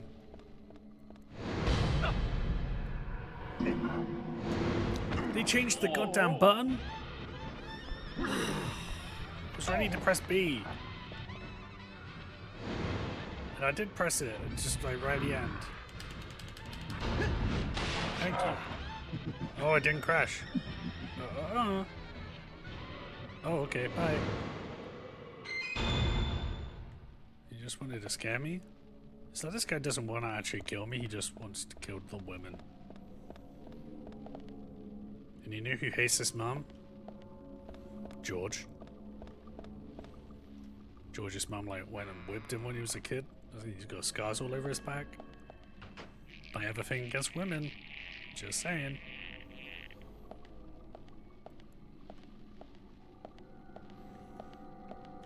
But it could also be the pot lady, I guess.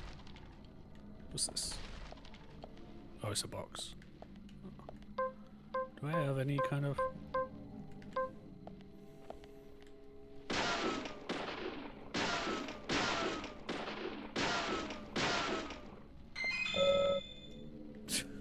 Can I put in my toolbox? Thank you. I really need a melee weapon. Melee. Oh, come on. If you're using the bathroom right now, you should really get out of here. It's like vines and evil people. Ooh. Ooh, I can watch them poo? Hell yeah. Oh. Oh. Huh?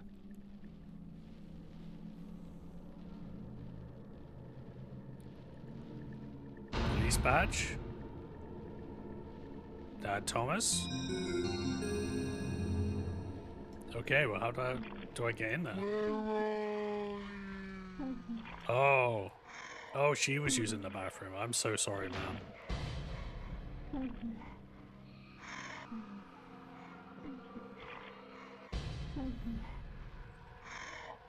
Yep. Yep, we see her.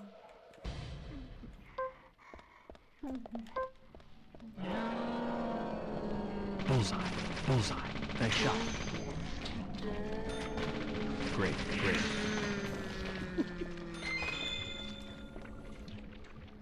Is this my third clue? Now I can profile.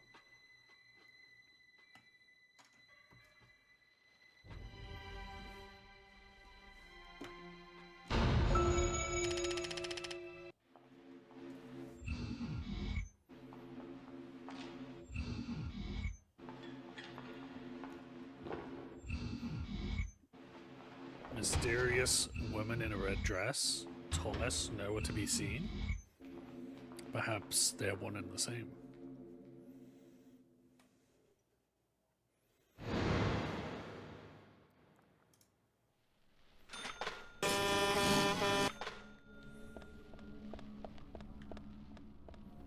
Okay, I don't know why I got out of that. Oh, did it not count as a third clue? It counted as the first?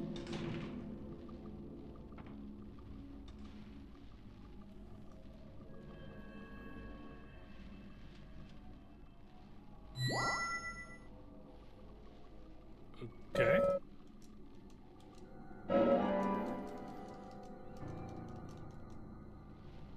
Guess I should take some. If I am.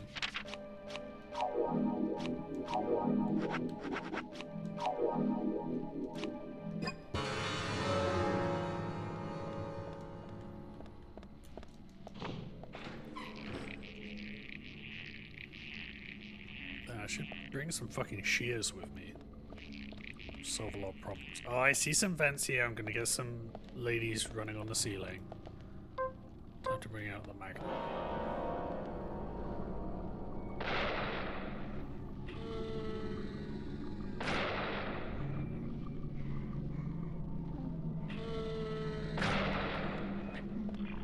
Is that it?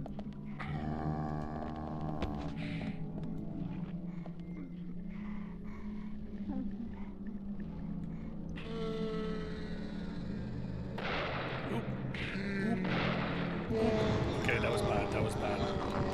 See, this is why you should just use the infinite machine gun. This magnum is not worth the time.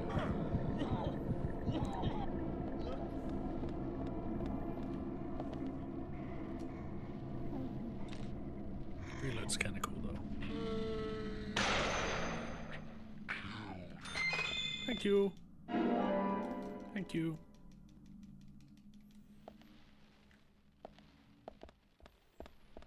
Oh, that's where I came from.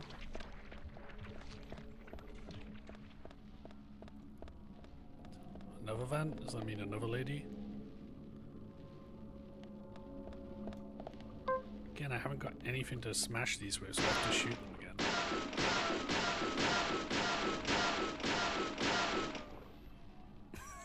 Reloading when I can't shoot these boxes.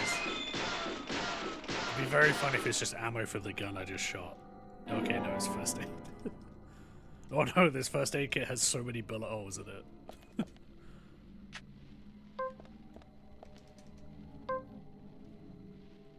Let's use the shotgun. There's some more vents, some more ceiling ladies, perhaps. Second aid. Why is it first aid? Is it first like this is your first port of call, second is go to the hospital idiot?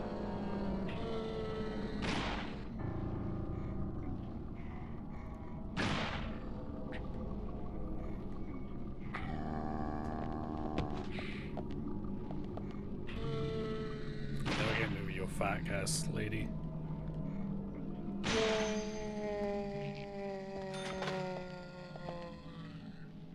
Emergency thing while the pros come? Yeah. Oh, there's no one.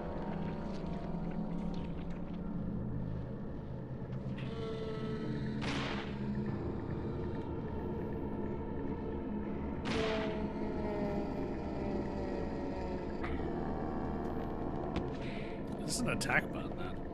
I wonder what happens if you do it. Oh shit, oh shit, oh shit. For God's sake.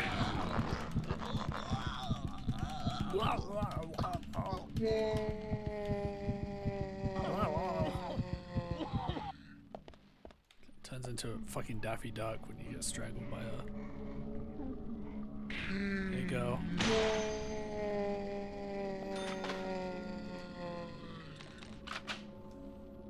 Oh, you're not dead? Oh, you are.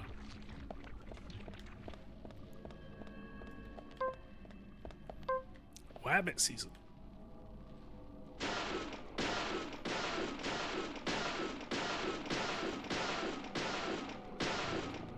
Ah.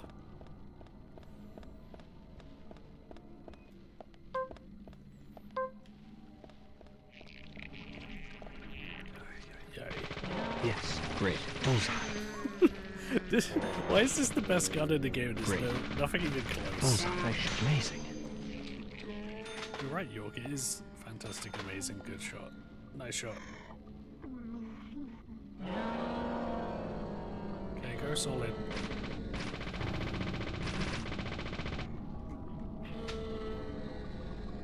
Oh, I missed it. Oh, no, I didn't.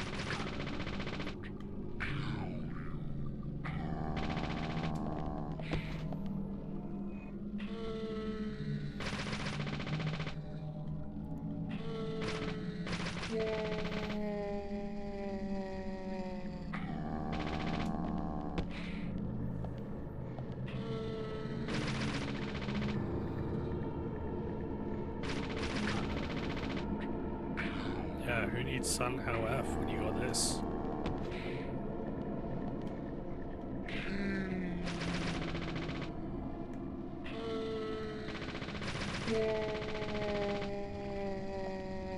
You done? Oh, no, you're not.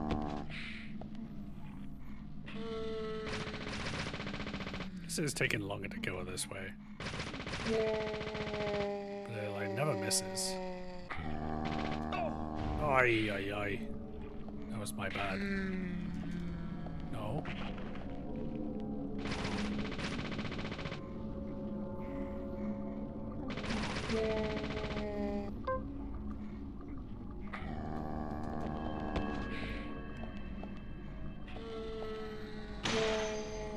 You're done.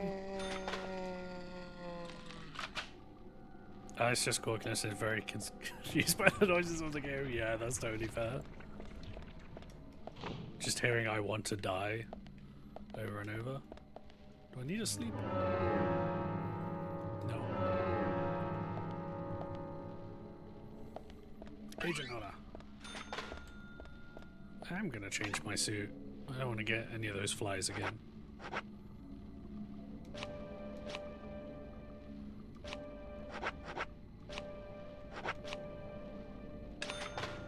$2 means nothing to me.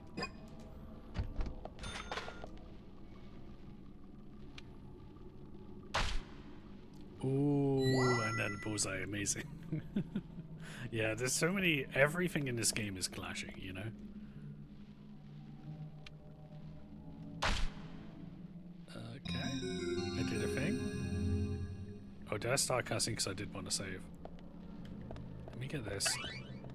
And a sec. Just in case it craps out on me again.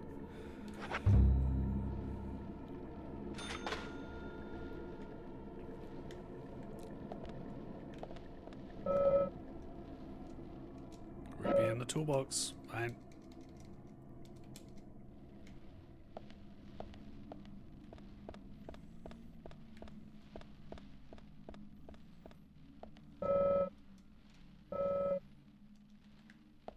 It's been locked. Look more carefully.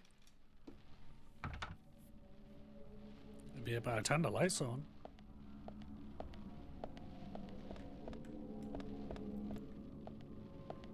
Oh, is this?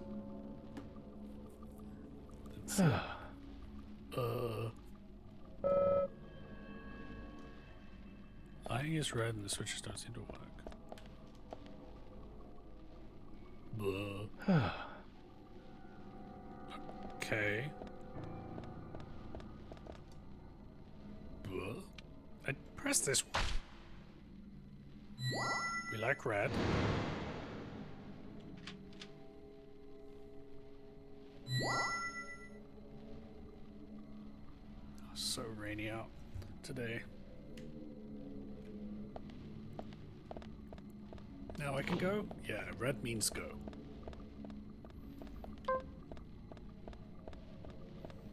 Okay, I'm gonna get here and then he's gonna chase me again? Oh. Oh. I was wrong. I thought I was up, you know, on the scent of what this game was doing, but maybe not.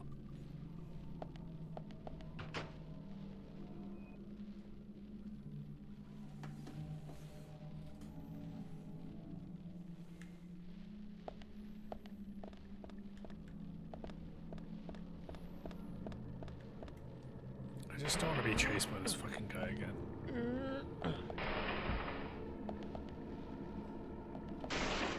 I like how if you push this box long enough, it just explodes. You gonna explode that box?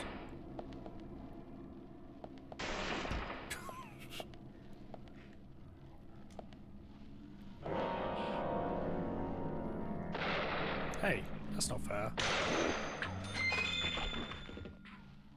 Yeah, steel pipe. No! Don't want to die. I want a steel pipe though. I have too many weapons or something?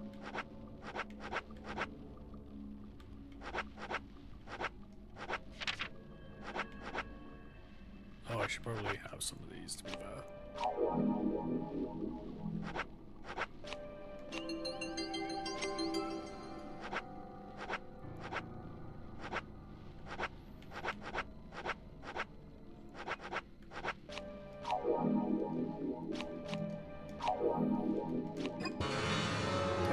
Now?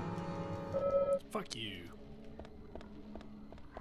Like, I want a steel bob. I don't necessarily want to trade it for like a shotgun. Oh, get fucked, son. Wait, I shot you in the head. Yes. What's the point of this magnum if it doesn't one shot in the head?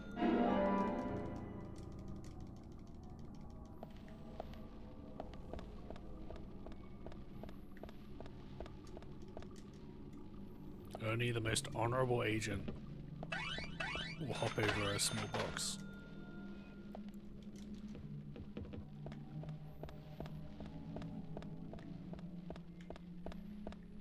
I feel like there's a lot of things here. What is it? Oh, it's a fucking saber.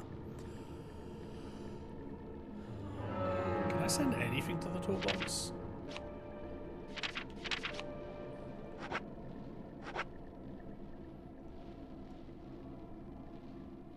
I guess I don't.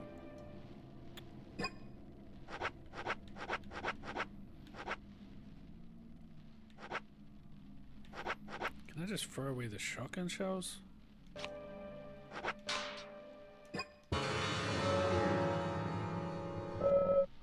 Fuck you. Fine, I'll throw away the shotgun too.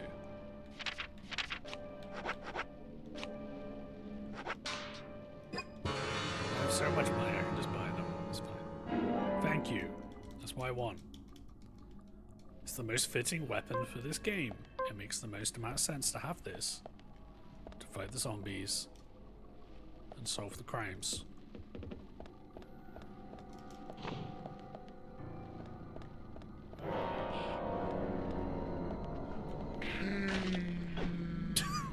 Really? Why did I get him the first time? Can I squeeze through that? No.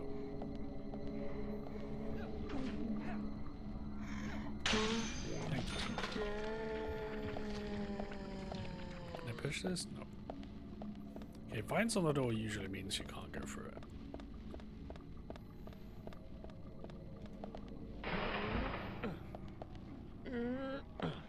This would be so much easier, York, if you fucking just hopped over it.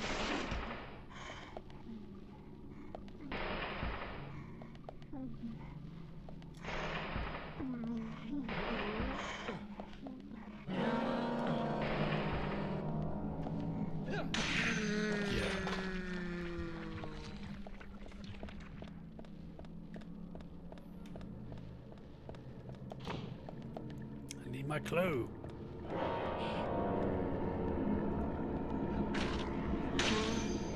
That's because he's a big boy, I guess.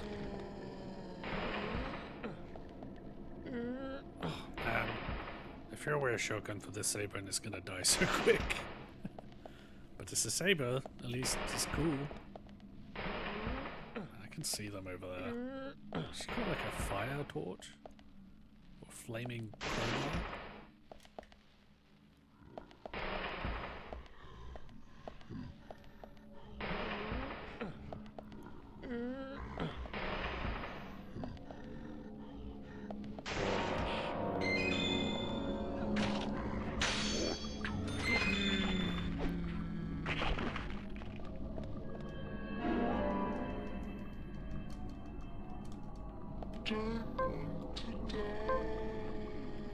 That's amazing. Whoa. No, I don't. I guess fine, I'll have shotgun shells. This game really doesn't want you to run out of anything, does it? Nice shot. Amazing. Nice shot. Amazing. Again, that should really be a sound pop-up I need to sort out.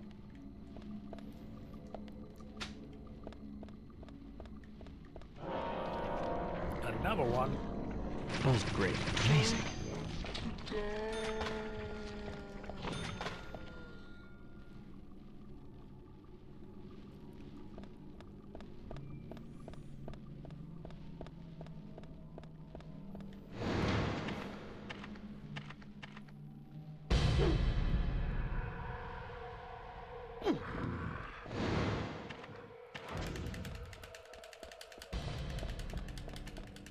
Come on, York. There shouldn't be any boxes in the way. You push so many out of the way. Oh, he's right there. Damn.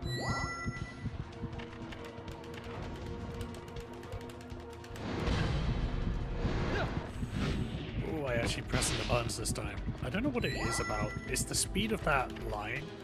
It goes slightly faster than it looks like it's going. It took very little time to actually register it.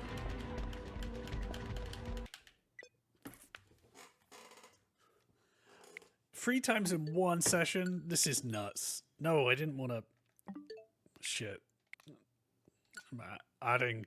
Now Kat has a... 0 minutes on Deadly Premonition. I've added that to her log.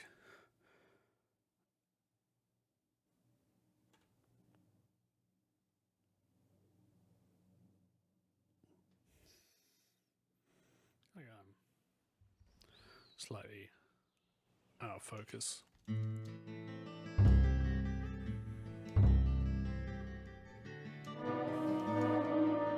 And how much of that do I have to do again? The investigation. I'm gonna kill this game.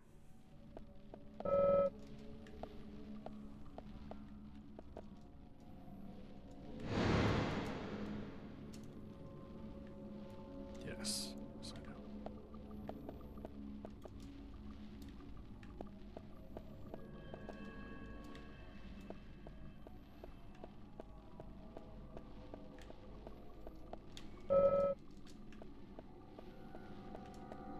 Wait, wasn't there a light there? Or does that just mean it's... Does the light not appear until you've done it all?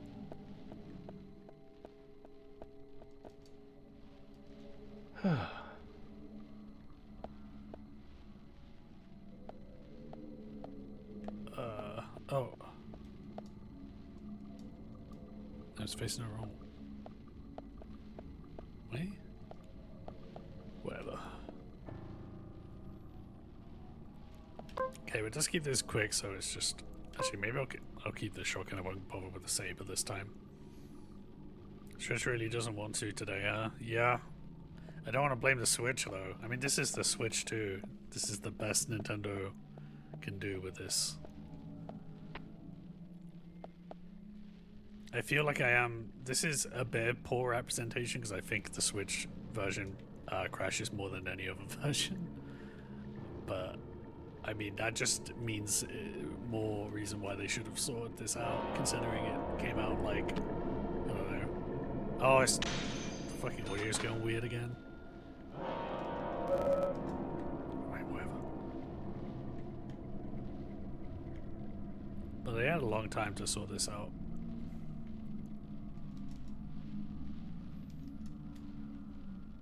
No, 2010 through to whenever this came out. I don't remember when this version came out, but the Switch was 7 years after the original, so...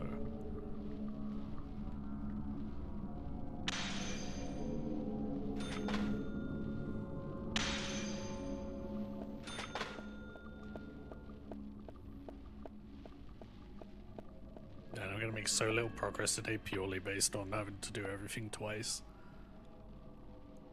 What a wonderful game. Hey. You there. Not quite enough.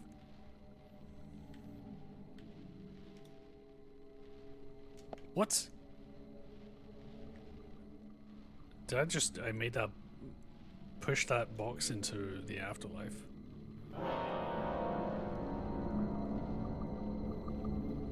Oh shit, fuck.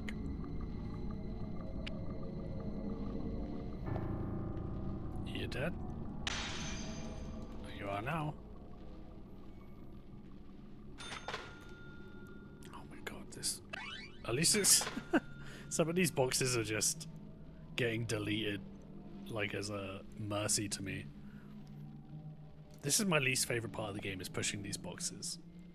He pushes it like the same way like Link does in the Wind Waker, except Link is doing it with a box that's like 3 times bigger.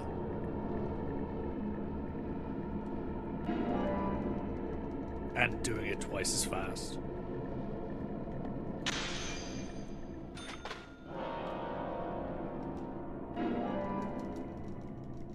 Okay, I don't care about my agent honor, I just want to get out of here. Thank you. Can I go? Can I go? Please let me leave. I want to get out of this goddamn warehouse. Where all the zombies are made, I guess. Okay, now I'm gonna fuck up these prompts. See you.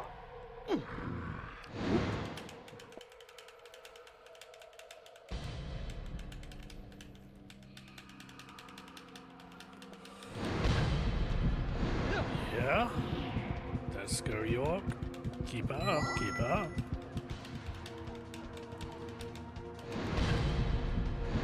Another roll. Man, this guy's slow. He can teleport and he's still having this issue?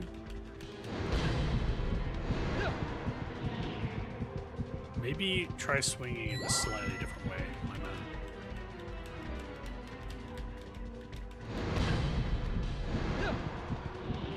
It's like the Switch needs to warm up. It needs like a trial run at each quick time event. Finally, a door.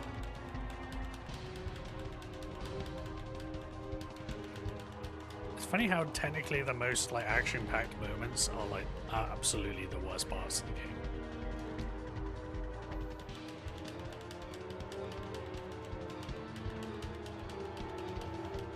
Love the sounds, just kind of half in once again.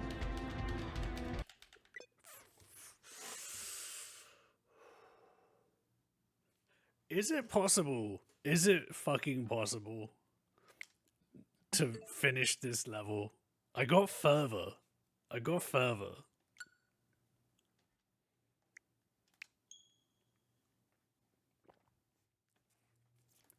Every time I get excited about playing this game. The next time I play it, it makes me lose my mind a little bit. Come on. I'm getting so impatient now. Fucking episode 3, chapter 20. You are my enemy. Truly, that's what this emote was made for, Keys. Yes, yes, yes. Okay, can I go now? you.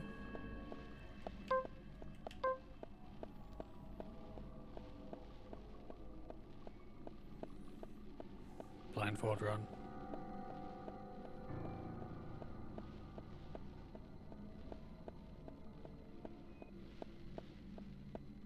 Okay, I thought the first steps would stop when I hit the wall. Or change in some way. But they did not, so sorry for watching me just running into the wall just then with my eyes closed, but that's where we are with this game in a metaphorical sense, so might as well make it literal. Okay, can you go? Let go of the box. God damn it, York.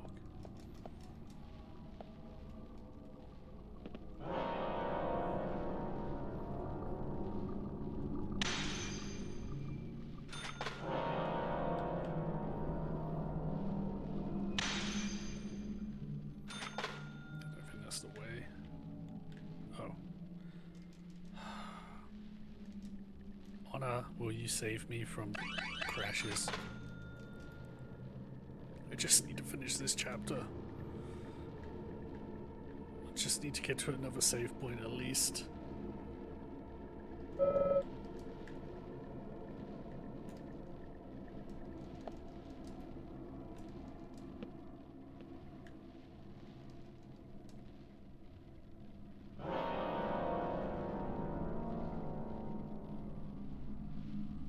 Weird fucking sound in this game. Makes me feel like it's giving me that feeling of, can I just shoot these? Yeah. That's, oh shit, he's right behind me.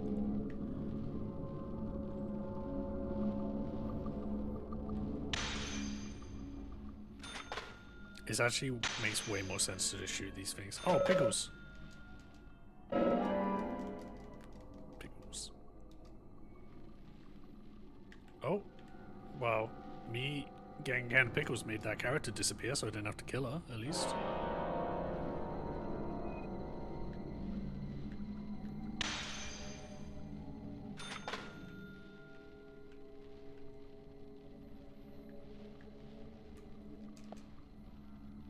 You know what?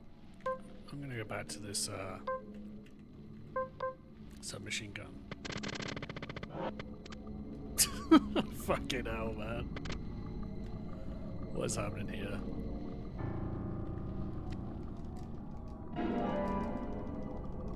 Maybe I should have a pickle and it will make the game stop Nice shot. fucking killing me. Bullseye. Most annoying Nice shot. ways. Great. You missed the whistling. We'll get back to the whistling.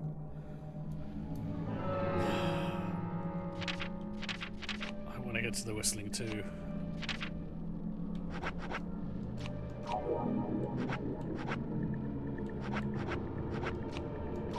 Okay, this is purely for good luck. Good luck, pickle. Please, please, please. Don't fuck up my save. Amazing. Bullseye. Nice shot. I think it was Sabrina Carpenter who said that.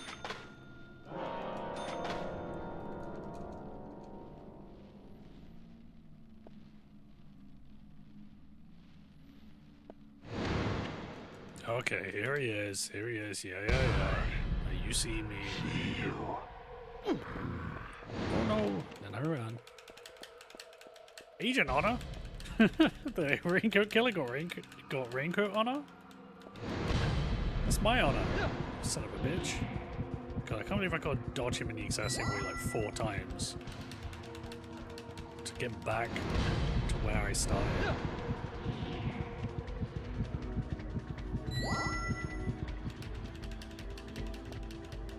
Don't make me push another box, motherfucker. Come on, Switch, you can do it. I got the pickle. I got the pickle in me.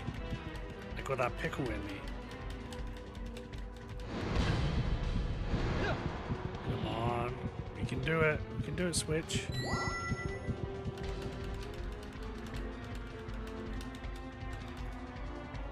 Okay, we made it only a little bit further than this last time.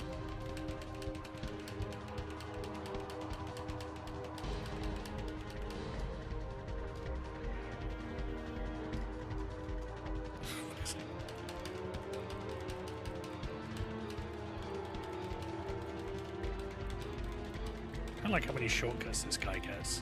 Wherever I run to, he's always like, right there, like, why did you go the long way?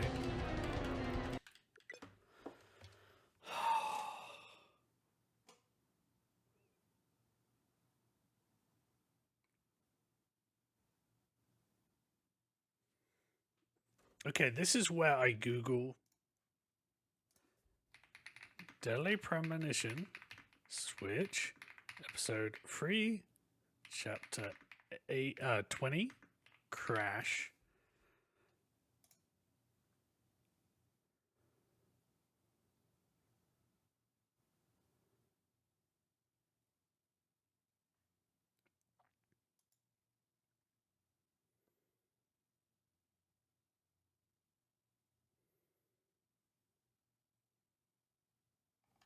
Okay, so there is a thread about this, and it basically someone is saying they used cloud save switch to their Switch 1 and it worked. Another person is saying airplane mode. They can only do it. They said airplane mode handheld, which is the only way they did it. Another person said it took them 15 tries. I'm going to give it one more go. I'm going to give it one more go. And if it doesn't work, I'm going to just play something else and then get past that one little bit, get to the next save point. Hopefully there won't be any story stuff before the save point. And then I'll do that off stream, you know? And then we'll just pick up next time. Because usually what it is that there's there's particular chapters that are bad, and when you get past them, then the next chapter might be fine, you know? I can't believe someone's making that fucking thread. Oh yeah, speaking of, I'm gonna play that again because I was talking over it and I want to hear it. Oh, I've got to wait a cooldown. I shouldn't have a cooldown. No, I didn't mean to click again. This is a great start to 2026, you son of a bitch.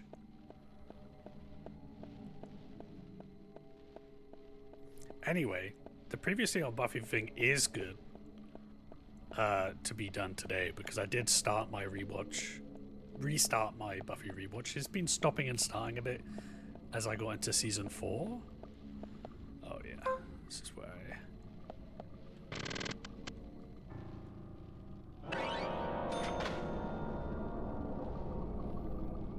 Bullseye, yes. Previously on Buffy the Vampire Slayer. Bullseye, yes. Bullseye. That was what happened last time. So yeah, I'm right in the middle of the sort of amazing. Yes. Great. Great. The initiative stuff. I actually skipped over the Hush episode, which used to be my favorite Buffy episode, purely because I was like, I need to be in the right place first, and I also know the episode so well. I know the exact story beats of it, so it's like I could just throw on the last one, but it was like I didn't want that to be a background watch. Yes, because I love that episode. Which, if anyone doesn't know, I can get it up on screen, but it's got the gentlemen. Amazing. Bullseye. Yes. Great. Who are terrifying looking bold dudes who move really slowly and they glide around like a couple of inches above the ground. And the pickles didn't work last time. Maybe I need more pickles. 2 pickles? Great. Great. Nice shot. So, wait, what's this? Interesting. Oh, there's a fucking phone right there. Wait, is that where it came from?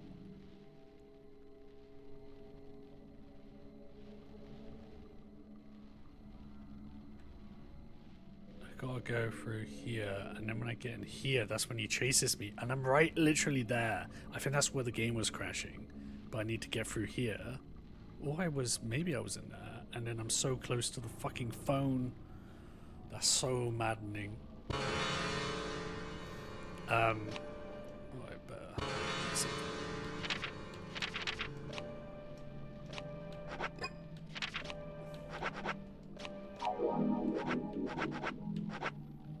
Oh yeah, pickles. I forgot. 2 pickles this time.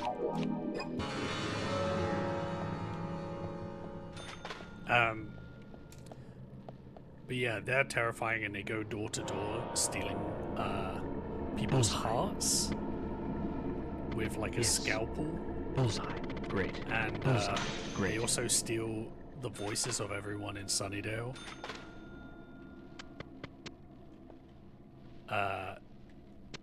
So the whole episode is like done like muted, which is like good for scares and everything, but it's also really good comedy in there as well. Nice shot. And also, like, I always hated Riley as a love interest, but now I'm playing this, I'm like, now I'm watching it now, going in expecting to hate him. I've actually been surprised by like actually kind of not minding him.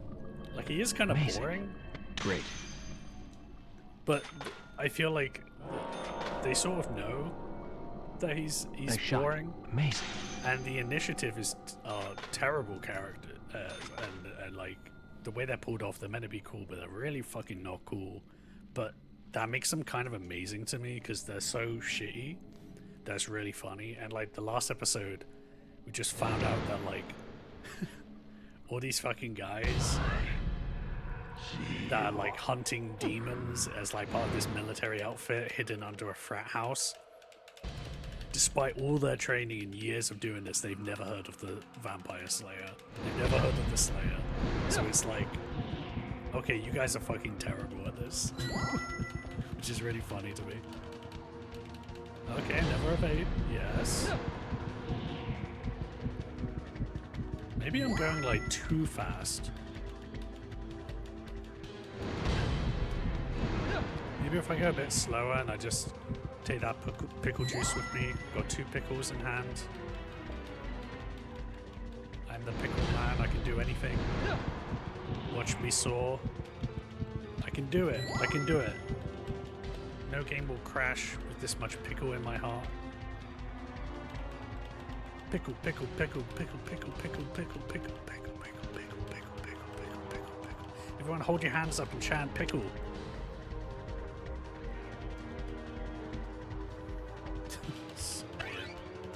You pushed at that point. Pickle, pickle, pickle, pickle, pickle, pickle, pickle, pickle, pickle, pickle, pickle, pickle, pickle, pickle, pickle, power, pickle, power. Okay, goodbye, Deadly Premonition. That's the end of you today. Gosh darn it. Gosh darn it. We just rewatched the Lord of the Rings trilogy. Damn, those movies are good. Is that... Oh, why is the BS thing not working? Trigger fire? What you doing? Nothing is working today.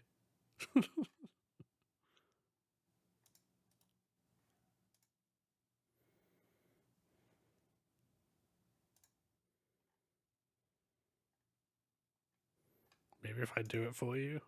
Oh, is it on a slowdown? Wait, actually, I think there's a command for it.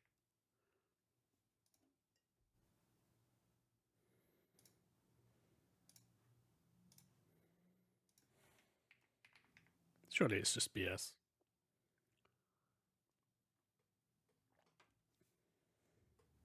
Unless I did it as this is BS. Okay, just nothing is going to work. Awesome. I love that so much.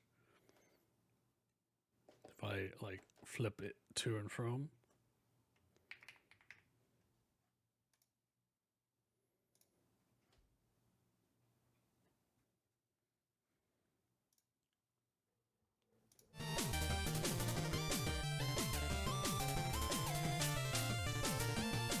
It's nothing, because other stuff was working out. I guess so. I wonder if the the cooldown works for the command too. Okay, well that works. This is a similar vibe. What else we got that has the BS kind of vibe. What the hell was that? Yep, that's the vibe. That is 100% the vibe for today. I'm so mad at this fucking game, but now I'm like, what is my... I doubt your commitment to sparkle motion. Sometimes I'm like, what should I, what is my cooldown? I did buy Pizza Tower, by the way, because I know Pizza Tower was like a huge thing everyone was talking about and streaming for a while. I completely ignored it just because at a glance I was like, not my kind of thing, art style wise. But then I just read that it's heavily inspired by Wario Land 4, and I've been complaining about there being no Wario Land, so let's do that, What else have I got? Oh, I could play the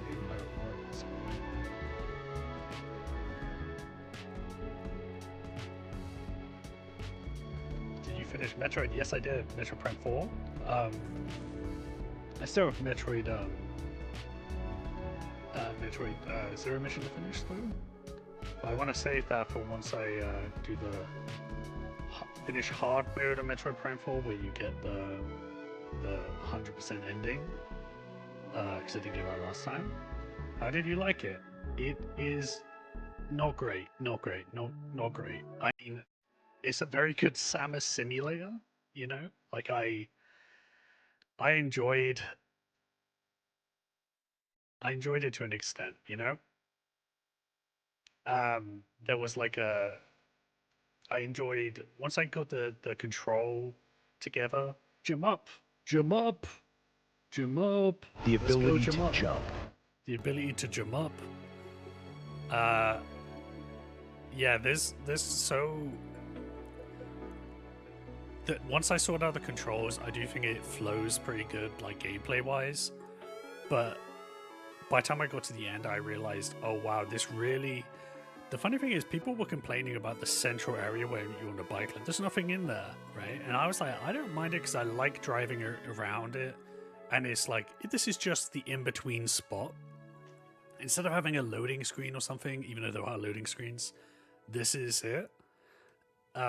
This is the focus of this. It's just an area where you collect a couple of things and go to and from areas and find some hidden dungeons. But now that I'm replaying it, I'm like, each of the 4 main areas you go to are very limited and linear. And then this central area, if the central area was like the way, say, Hyrule Field is in what the big areas are in Breath of the Wild or something, where it's like you're going to be coming across like enemies you can't beat, like it's a dangerous area, because there's like it was only yesterday I like found a save station in the middle of the desert, and I was like, I never needed this because like I was never under threat of being like killed in the desert, and it meant that getting to and from areas are kind of quick, and then you got constantly someone, even on hard mode, you constantly have a tutorializing voice telling you exactly where to go, which becomes irritating. The final boss was the worst boss fight in the game. It was a letdown, and then the story wrapped up in a fucking bizarre way. I mean, I can't remember if I have it. I think the highlight is on Twitch if you want to see it, but I'll put it on YouTube soon. But yeah, it's just weird because it's the same studio who did the others, and they had so long on the game, so I really don't understand what happened. But it feels unfinished. But like as a foundation, like the weird thing is it looks... Some of the stuff you wouldn't expect from a Nintendo Metroid Prime game to be a priority is the stuff that works, like the bike controls are really good and it flows really well. I really like that.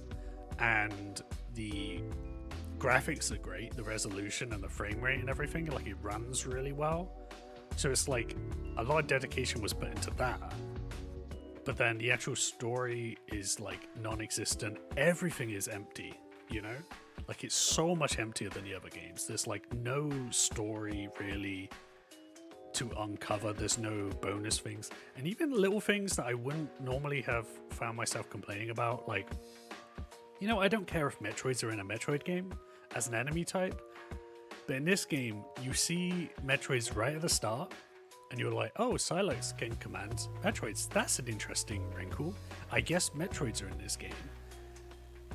Then you see one possess an enemy, and it's like why the enemy is a superpowered boss. If you scan the bosses in the game, it tells you that they're powerful because of a Metroid fusion. But then you never see a Metroid again in the game, you know? And I'm like, why set up a character who can command these and then you don't explain how he can command them, and he never does it in game again. And the amount of context you get for the villain is a tiny flashback, and then the way it ends with him is kind of open-ended, as if they're setting up a part, not even a sequel, but like a part 2. Like they didn't finish the story, even though the story was really simple. And yeah, I think it is sold okay, but it's an annoying one where I'm like, I want you guys to do this again, you know? But like, do it again, but better. Do it again, but this time good. But, you know, I did put a bunch of hours into it, and I'm going to keep playing it. It's got a good feel to a lot of the gameplay. I like some of the abilities are cool, but it's super weird. I did not expect this would be the worst game I played in 2025. And I don't know what that list is. What did I play?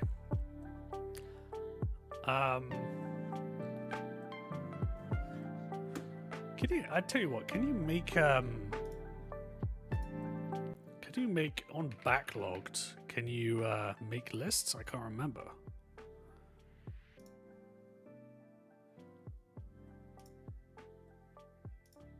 Me stream. I don't remember making that list. Okay, 2025 best of 2012 games.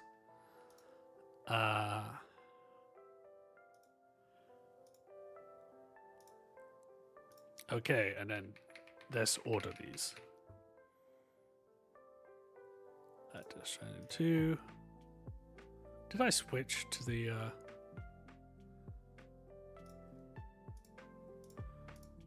yes, I am on. We had Ghost of Yotei. We had Metroid Prime 4.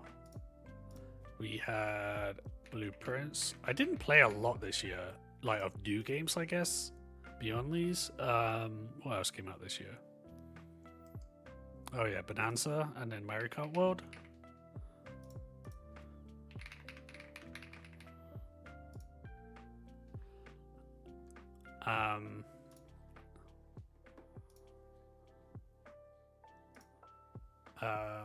I guess I can't include Galaxy 2, you know.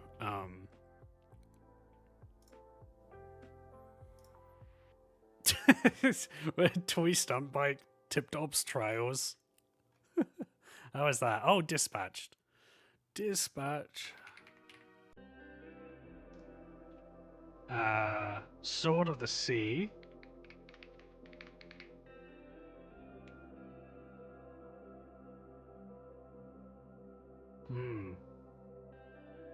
Damn. It looks like I haven't played a lot of modern games, but I feel like I must have not logged some of these, you know? Well, I go back and play old games a lot, that's the other thing. But like, yeah, I think these are the 2025 games I played. This is not a best of list because this is literally all of it. But like, when you're comparing all these, I actually really loved all of these. So this being last is not a big deal at all. I really liked Sword of the Sea, and Bonanza.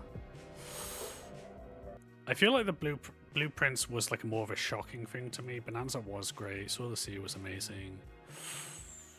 Dispatch was great too. And I liked Mario Kart World quite a bit. I think I liked it more than Death Stranding 2, which is weird to say. Dispatch. Dispatch and Ghost of Yotei. I think I enjoyed Dispatch more, to be honest. Yotei was great, though. Death Stranding 2?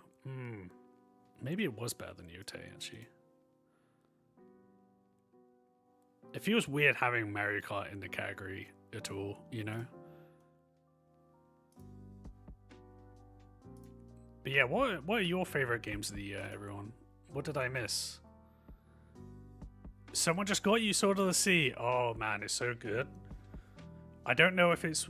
Did they get it for you to stream? Or just for you to play in your own time? Because I have a little take on that. Obviously you're playing Disco now, but Sword of the Sea isn't a very long game. And mine just got it for me for Christmas. Okay, yeah, I think it's maybe bad to play off stream just because the best thing about the game is the sound and the music. You know, like I played it, I put some headphones on, you know, and it was really good.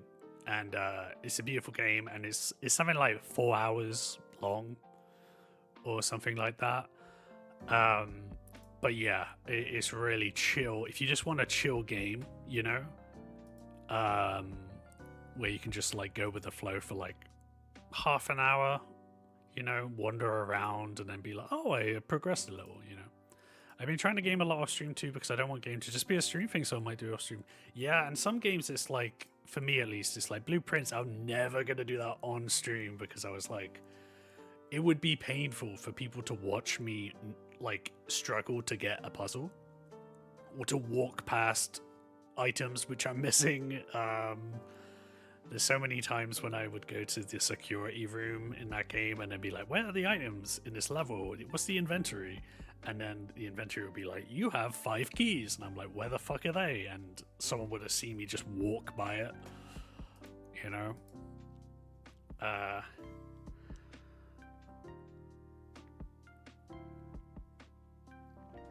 I'm trying to think what else came out this year that... Oh no, Skate Story.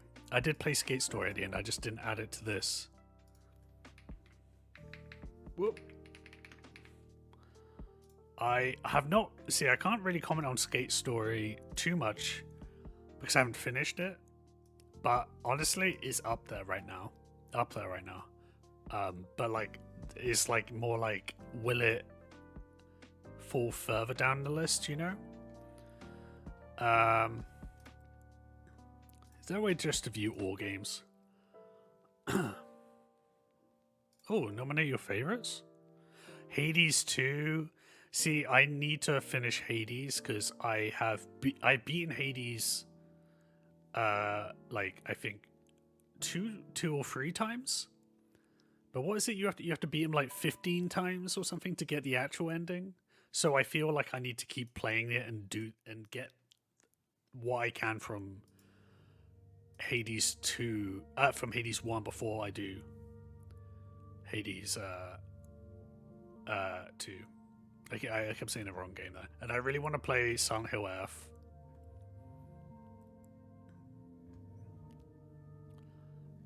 Wait, so... Oh, okay, this is just what other people voted for? Expedition 33 I still need to play, obviously. Silk Song I don't think I'm gonna play. Or if I do, it'll be in a long time. Yeah, not gonna do Elden Ring. Rivals. I feel like Rivals is a pretty good game, but I'm not interested. Split Fiction I haven't played. Deltarune I have... Look, I mean, I know Deltarune's meant to be very good, but I feel like this person just didn't play anything else. I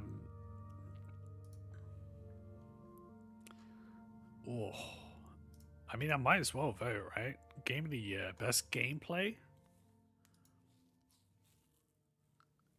Best gameplay? I think I gotta say Bonanza. Best narrative?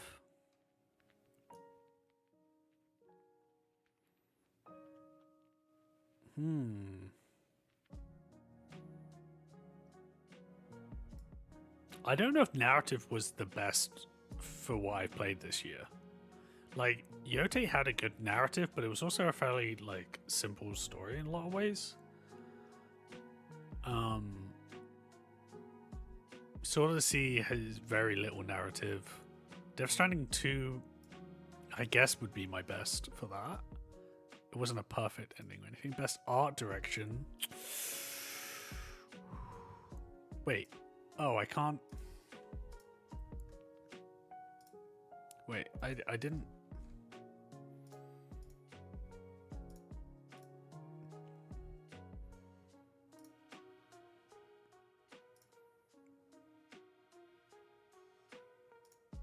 I haven't marked some of these as played.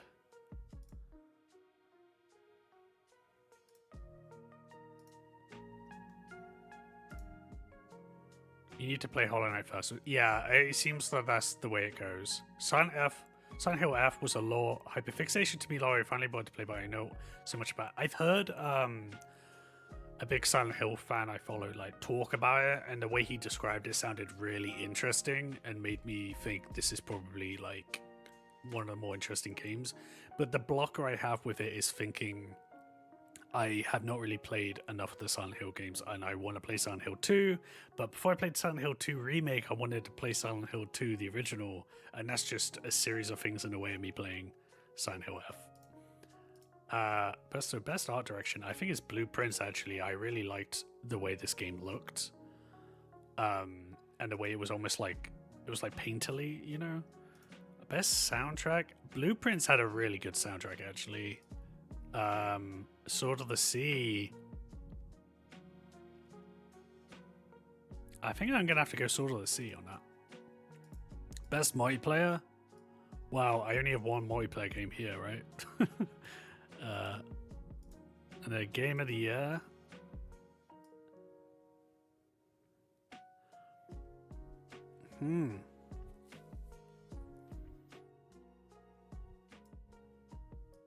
I guess I can change this later.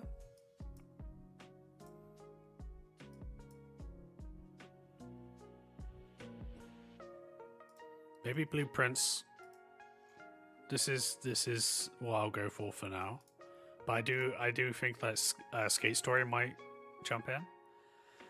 Yeah, again, I bought Silent Hill 2 as well. I've been itching to play it, but I also want to play RE4, and then I probably want to play the new RE after it comes out as well. Yeah, RE4 is a lot of fun. I feel like it's probably easier to get into than the Silent Hill games because it's more actiony, and you're less likely to get motion sickness with that, I think, because there's not much, like, you know, with the third person and then zooming in for when you want to shoot. You know, it's a bit slower, a bit of stop-starty.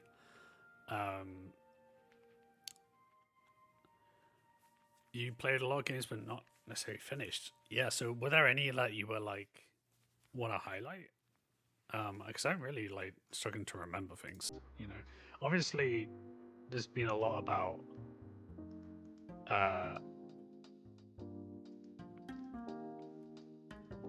there's been a lot of stuff about Expedition 33 is what anyone talks about with regards to best of the year.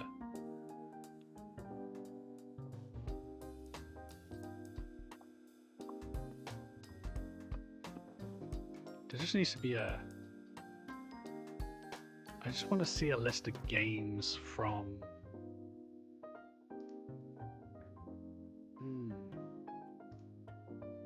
yeah, 2025. Okay. Peak is something I wanna is in a wish list. Same with Deltarune. Repo, maybe. You're not interested in Monster Hunter or Pokemon, really. Oh, Doom Dark Ages was this year? I still haven't properly gotten into Doom. I need to play Doom Eternal. Kingdom Come Deliverance. I heard enough about that. I don't think I want to play this. What was Mega Bonk? Oh. Let me see a trailer for this. I want to see what the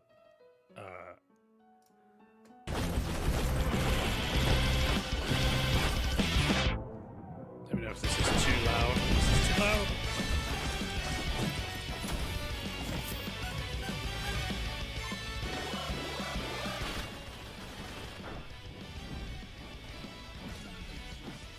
This looks pretty nuts.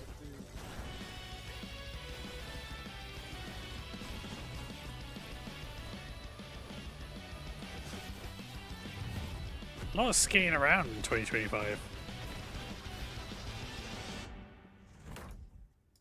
Okay, so I'm curious about that at least, so that's gonna go on the wish list. No, I'm Not Human. I was interested in that too.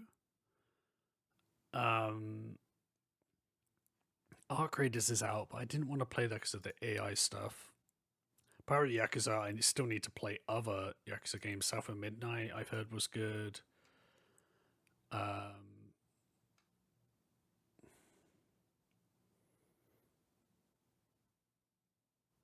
It's a weird. I feel like there was a lot of games that came out this year that felt like they were big.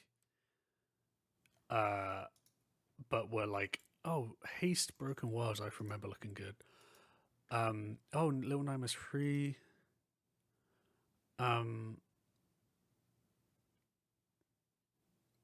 Oh, they just ported Donkey Kong Returns. Fantasy Life looked kind of interesting. Is the Seat Taken? Sounds kind of familiar.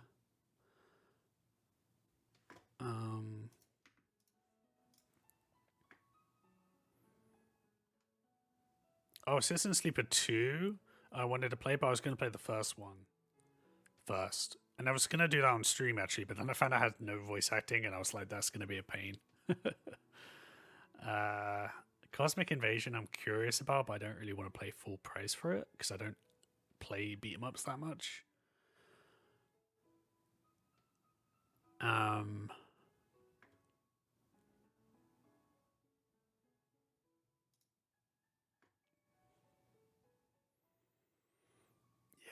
Nintendo had so many this year that were just like a port or an upgrade or whatever.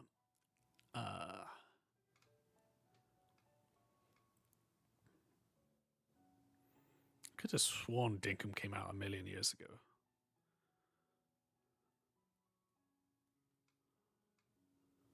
What the hell is this? Kind of looks like Towerfall a little bit. Oh, I did want to play Smash Remix, but it's not like an official game. Baby Steps I wanted to play is on the wish list.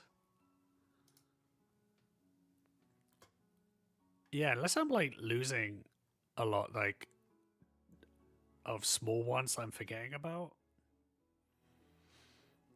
Oh, Tiny Book Shocker I was interested in. I do, whenever it gets to the end of the year, I always want to catch up on so many things, you know, because I had that with movies too, where it was like, I was listening to, again, I mentioned earlier about the Waffle Press, I was listening to their end of year, and they were all doing their top fives, and I was like, there's a good chunk of these movies which I haven't seen. And then they were talking about all the movies that almost made the top five, and I was like, I hadn't seen most of those too. And I made more of an effort to watch new things this year than I normally do.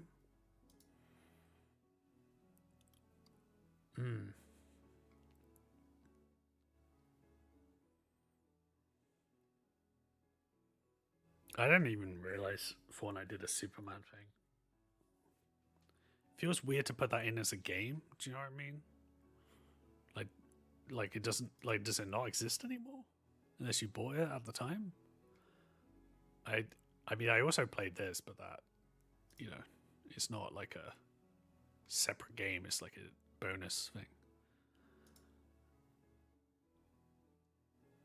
Vicious Void? Maybe I need to boot up Astro Ball again. And played if they did it as a free update anyway. And this I'm playing Super Mario Galaxy 2. It feels weird to list that though. Yeah, here is like where we're getting like some games that I think are like actually like mods and stuff too. I'll go top rated. People did rate Death Stranding 2 really well, which I guess makes sense because I feel like Death Stranding 2 is actually like way more accessible than Death Stranding 1, both in terms of gameplay and the story. Like, it felt like Kojima was a bit embarrassed of the stuff he did in part 1, like the craziest stuff, because he was like, oh, people are making fun of me and memeing me, and it's like, no, we kind of want that from you, you know, the crazy stuff, but he dialed it back a lot.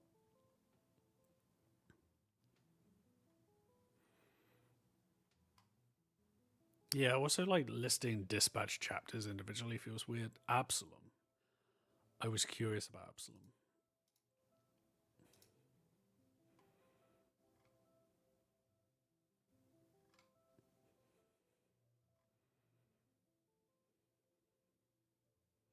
Why is Death Stranding? Oh, the digital deluxe version of it.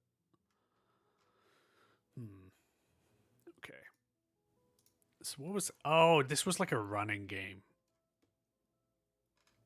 Yeah, I could see this being interesting, but I mean, I don't know how long it would be interesting for. This Backpack Battles, the inventory management auto battler? Okay.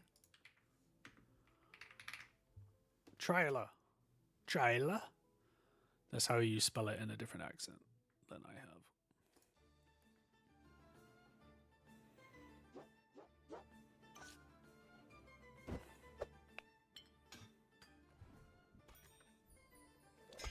Okay, this does look satisfying. I do like this kind of thing.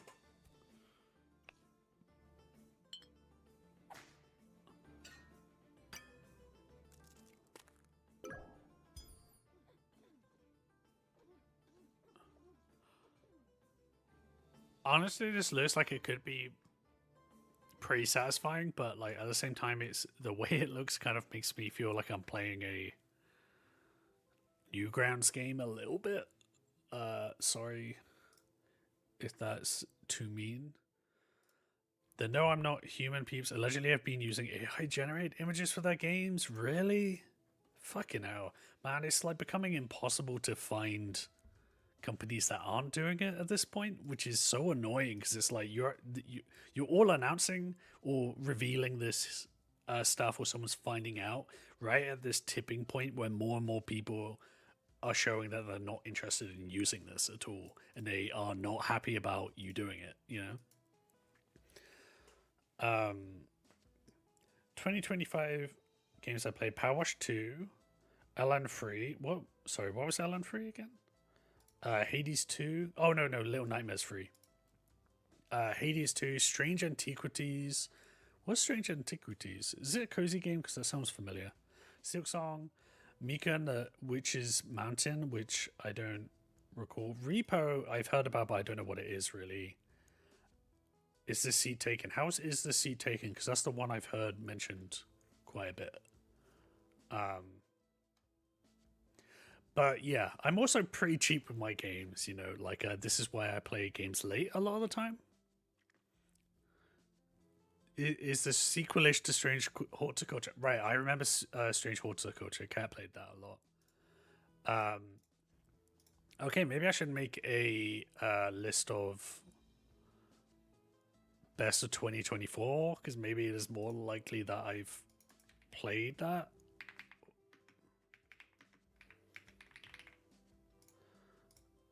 Oh, there is a ranked thing.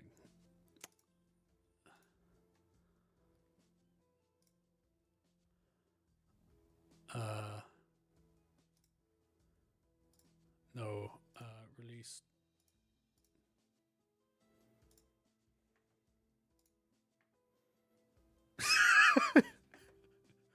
I've only played one game in 2024, and it was Astrobot? Is that correct?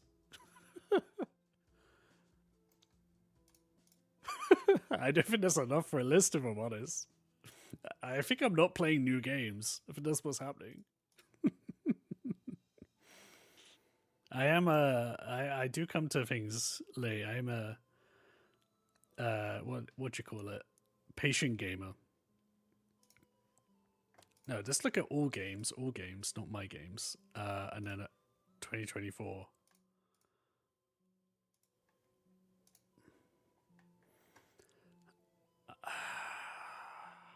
Well, these free-to-play ones I feel like don't count. Helldivers, I did play Helldivers, so I guess that goes in the list. Mouthwashing I wanted to, but I haven't. I did play Power World. I did play Animal Well. Oh, Last of Us Part 2 remastered? I think yeah, we played it because I had the DLC stuff and I like the DLC stuff. I played Echoes of Wisdom. I guess I forgot about that. I am playing Prince of Persia Lost Crown. I want to play Nine Souls. I played that at PAX and it was good. Thousand Year Door, like I played the original so recently. So I would like to at some point once I've forgotten enough about the game. I did play Mario Party Jamboree against my will. Crow Country I want to play. And UFO 50 I want to play.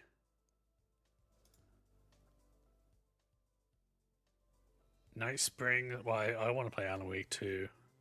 I guess that's a 2023 game. Outlaws, I haven't played, but was interested in.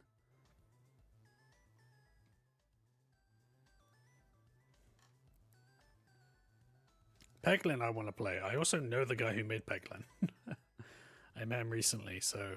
Oh, and Celeste 64 I'm curious about.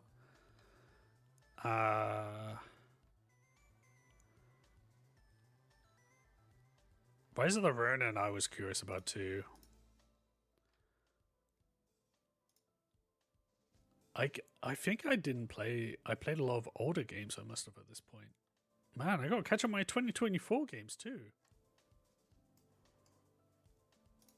And then, okay, so what about 2023? Did I play any in 2023? Yes, I did. Oh, I'm playing that. Oh, okay, so this is more of my list. I'm more familiar with this. Playing, I still haven't finished Dredge. Still want to start Alan Wake 2, but I need to finish Alan Wake 1 and Control. I liked Star Wars Jedi Survivor. I think it's underrated. Never played Dave the Diver. Want to play Sea of Stars. I am in the middle of playing it.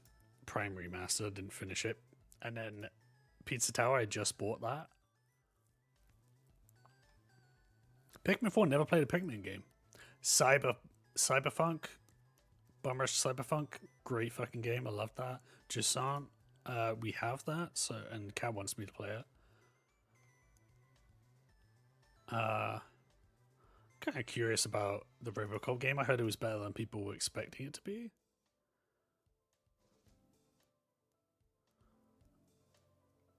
November, I heard was good. I did play a bit of F-Zero 99.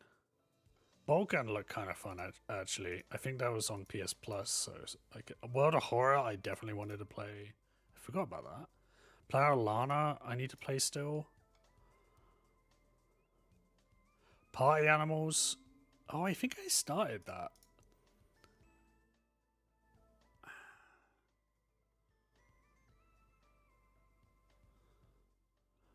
Killer Frequency, I have not started.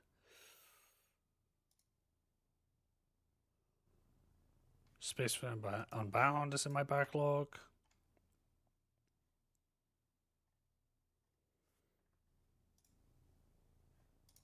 Cosmic Wheel Sisterhood is in my backlog. I'm way more familiar with the games in 2023. I feel like that's because Cat was making videos of this stuff, and I was like curious. I started playing Tachia but never finished it. So I'm far more like this is when I was editing her videos, and so I was looking up a lot of these trailers, you know.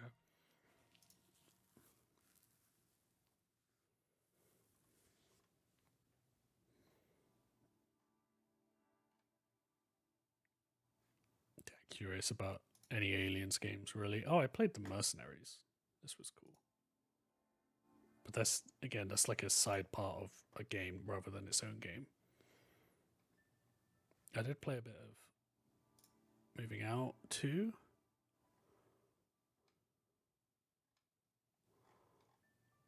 Okay, and then what about 2022? Did I miss anything in 2022 when I was studying?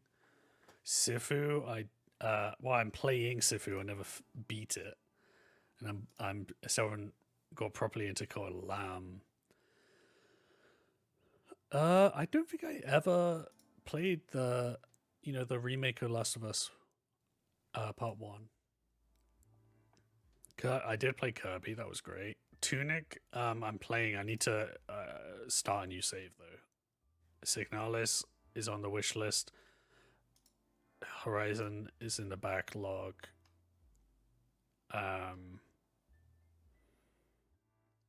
Never played Cuphead. I'd like to.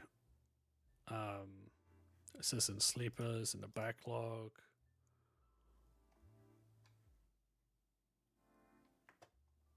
I mean, I played Marvel Snap, but I don't feel like this should count. Oh, I played Midnight Suns.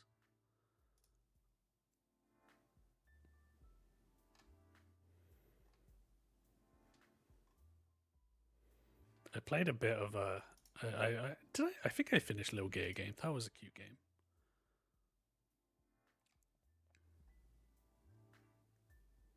I did play Sparks of Hope. I forgot about that. That was a weird game. I actually ended up liking it less than the first one, but it had some cool stuff in it. They just changed some basic stuff about the gameplay that made it less challenging and interesting to me. And the way you move within fights. Oh, they did that like kind of Fall Guys Kirby game. I never played that in the end. Was it free to play? I can't remember.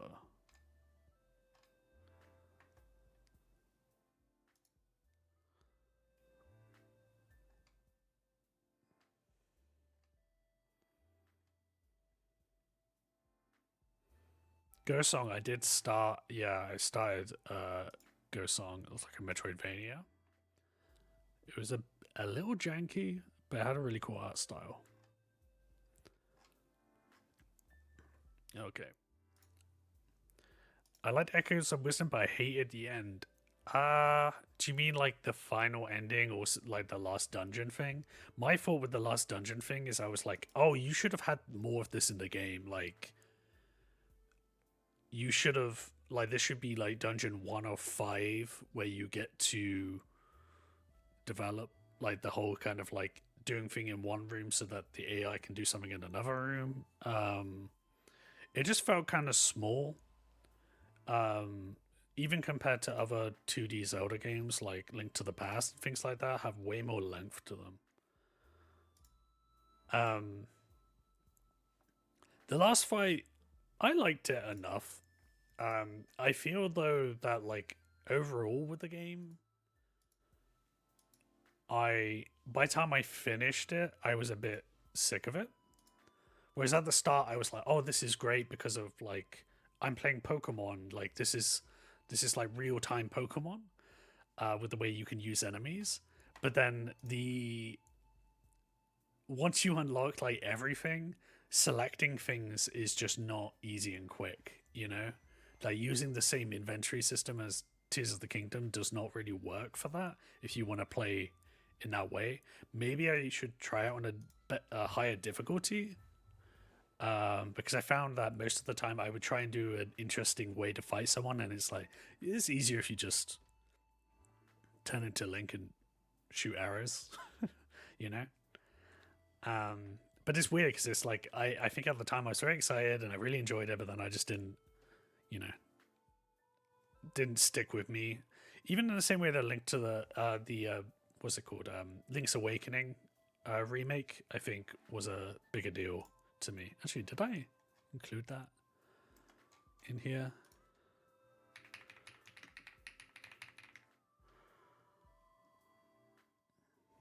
Come on. Oh, I did play it.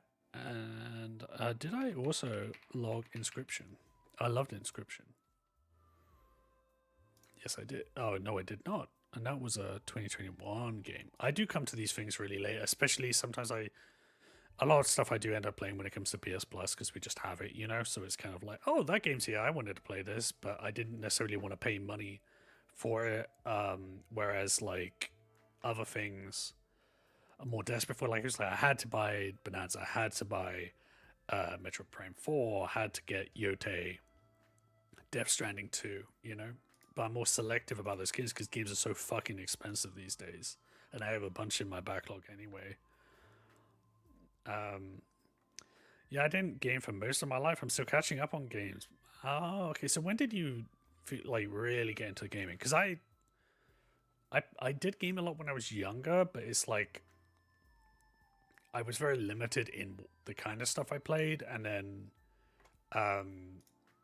I had a number of years where I didn't game, and I kind of like stopped for a while, and then came back, and I've got into it a lot more basically since I met Kat, because it was a shared thing we had, but then also as she started working in video games and stuff, it like just made it more of a presence around me that made me interested in it again. I love this. Is this Taken? I went for it in like 7 hours. I wish I was more low. 7 hours is decent for an indie game, I guess. Did I have that on my list? Oop, I don't need to add the I loved part.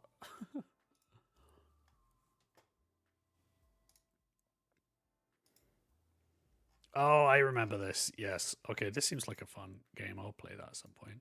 I only started PC gaming in 2022. I had PlayStation's game, played lots of that, but we didn't have a lot of games. Stopped that into Animal Crossing New Horizons. I feel like that was a little bit with Kat. Like she did game before then, but it was like far more sporadic. But like once Animal Crossing came around, it was like it intensely became about like cozy games, and then branching out from cozy games just into general indie games more. Just on so nice. Yeah, I heard that's good.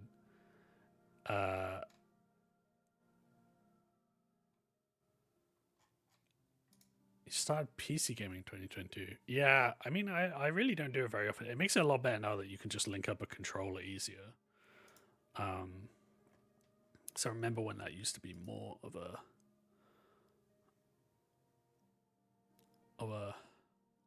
ball like. So wait, I don't think I played a lot in 2024.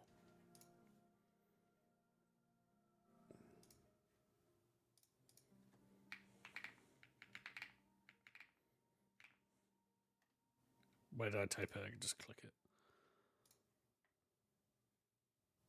Okay, again, that's a very small list. It feels like my list should be a lot better than this. No.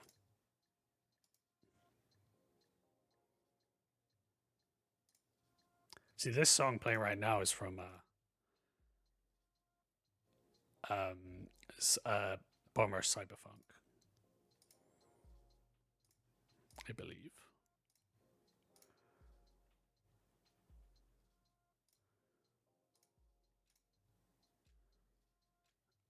Animal Wow is really good, but like I felt like there's no way I'm actually going to complete this game, just because of the kind of game it is, you know. But it's a very beautiful game in a lot of ways. It's very interesting. Helldivers 2 I did really enjoy. Really? That was 2024?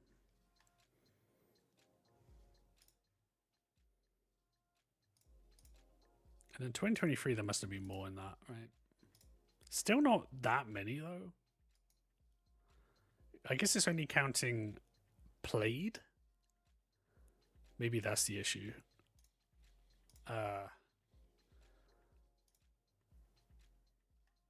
Okay.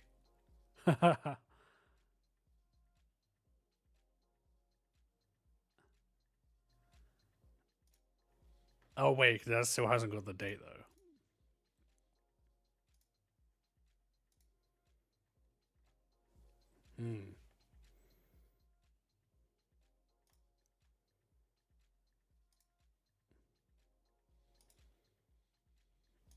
Oh, are these already in it or not? No, only some of them are.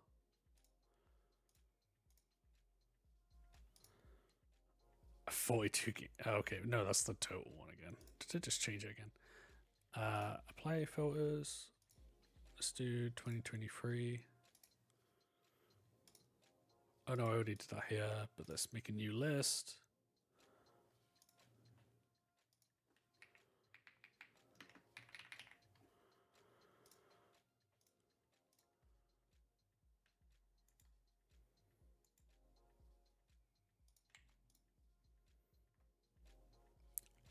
Yes. Man, Tears of the Kingdom. I can that when that came out, I wish I could go back to the feeling of playing that the first time. It was mind blowing.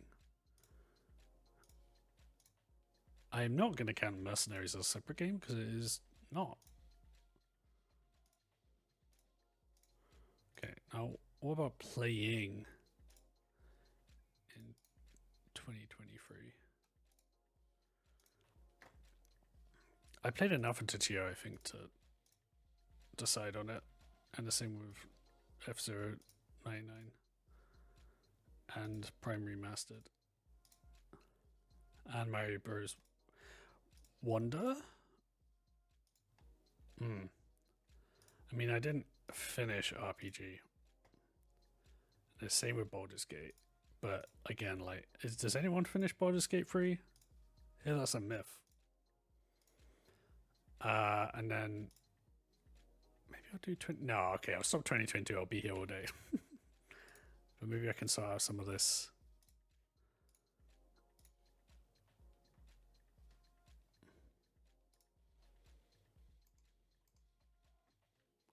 Some of these in the order they're in. I mean, Baldur's Gate was fucking great. I did really like this. I like this probably a bit more than those. Resident Evil 4. Oh, I like Bomb Rush more than Spider-Man 2 is surprisingly not going to be that high.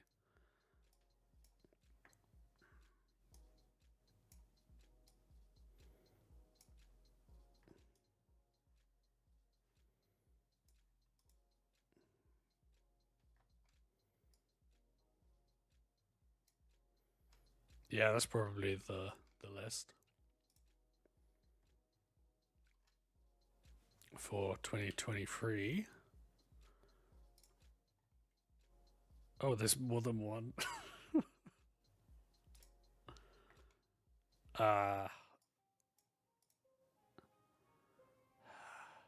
this just feels like a dead list. I've got to really think about this. I did really like that remaster.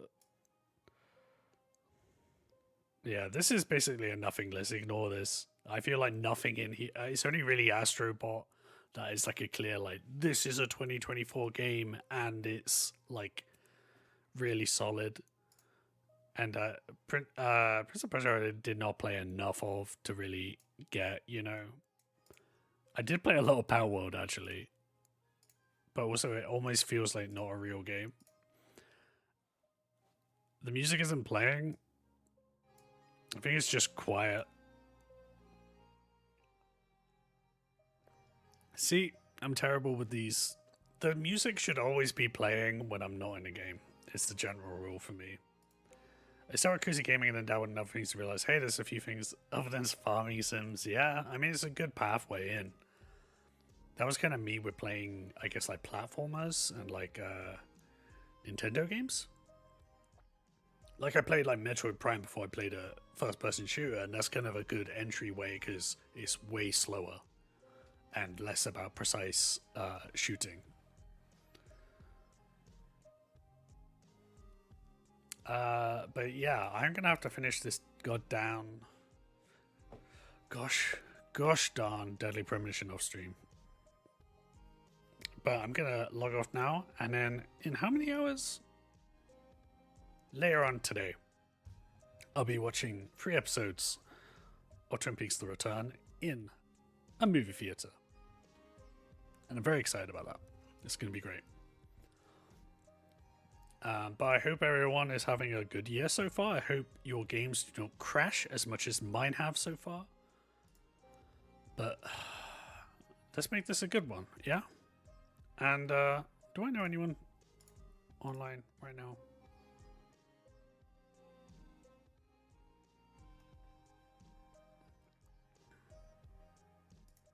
Yeah, not feeling the stream anyway.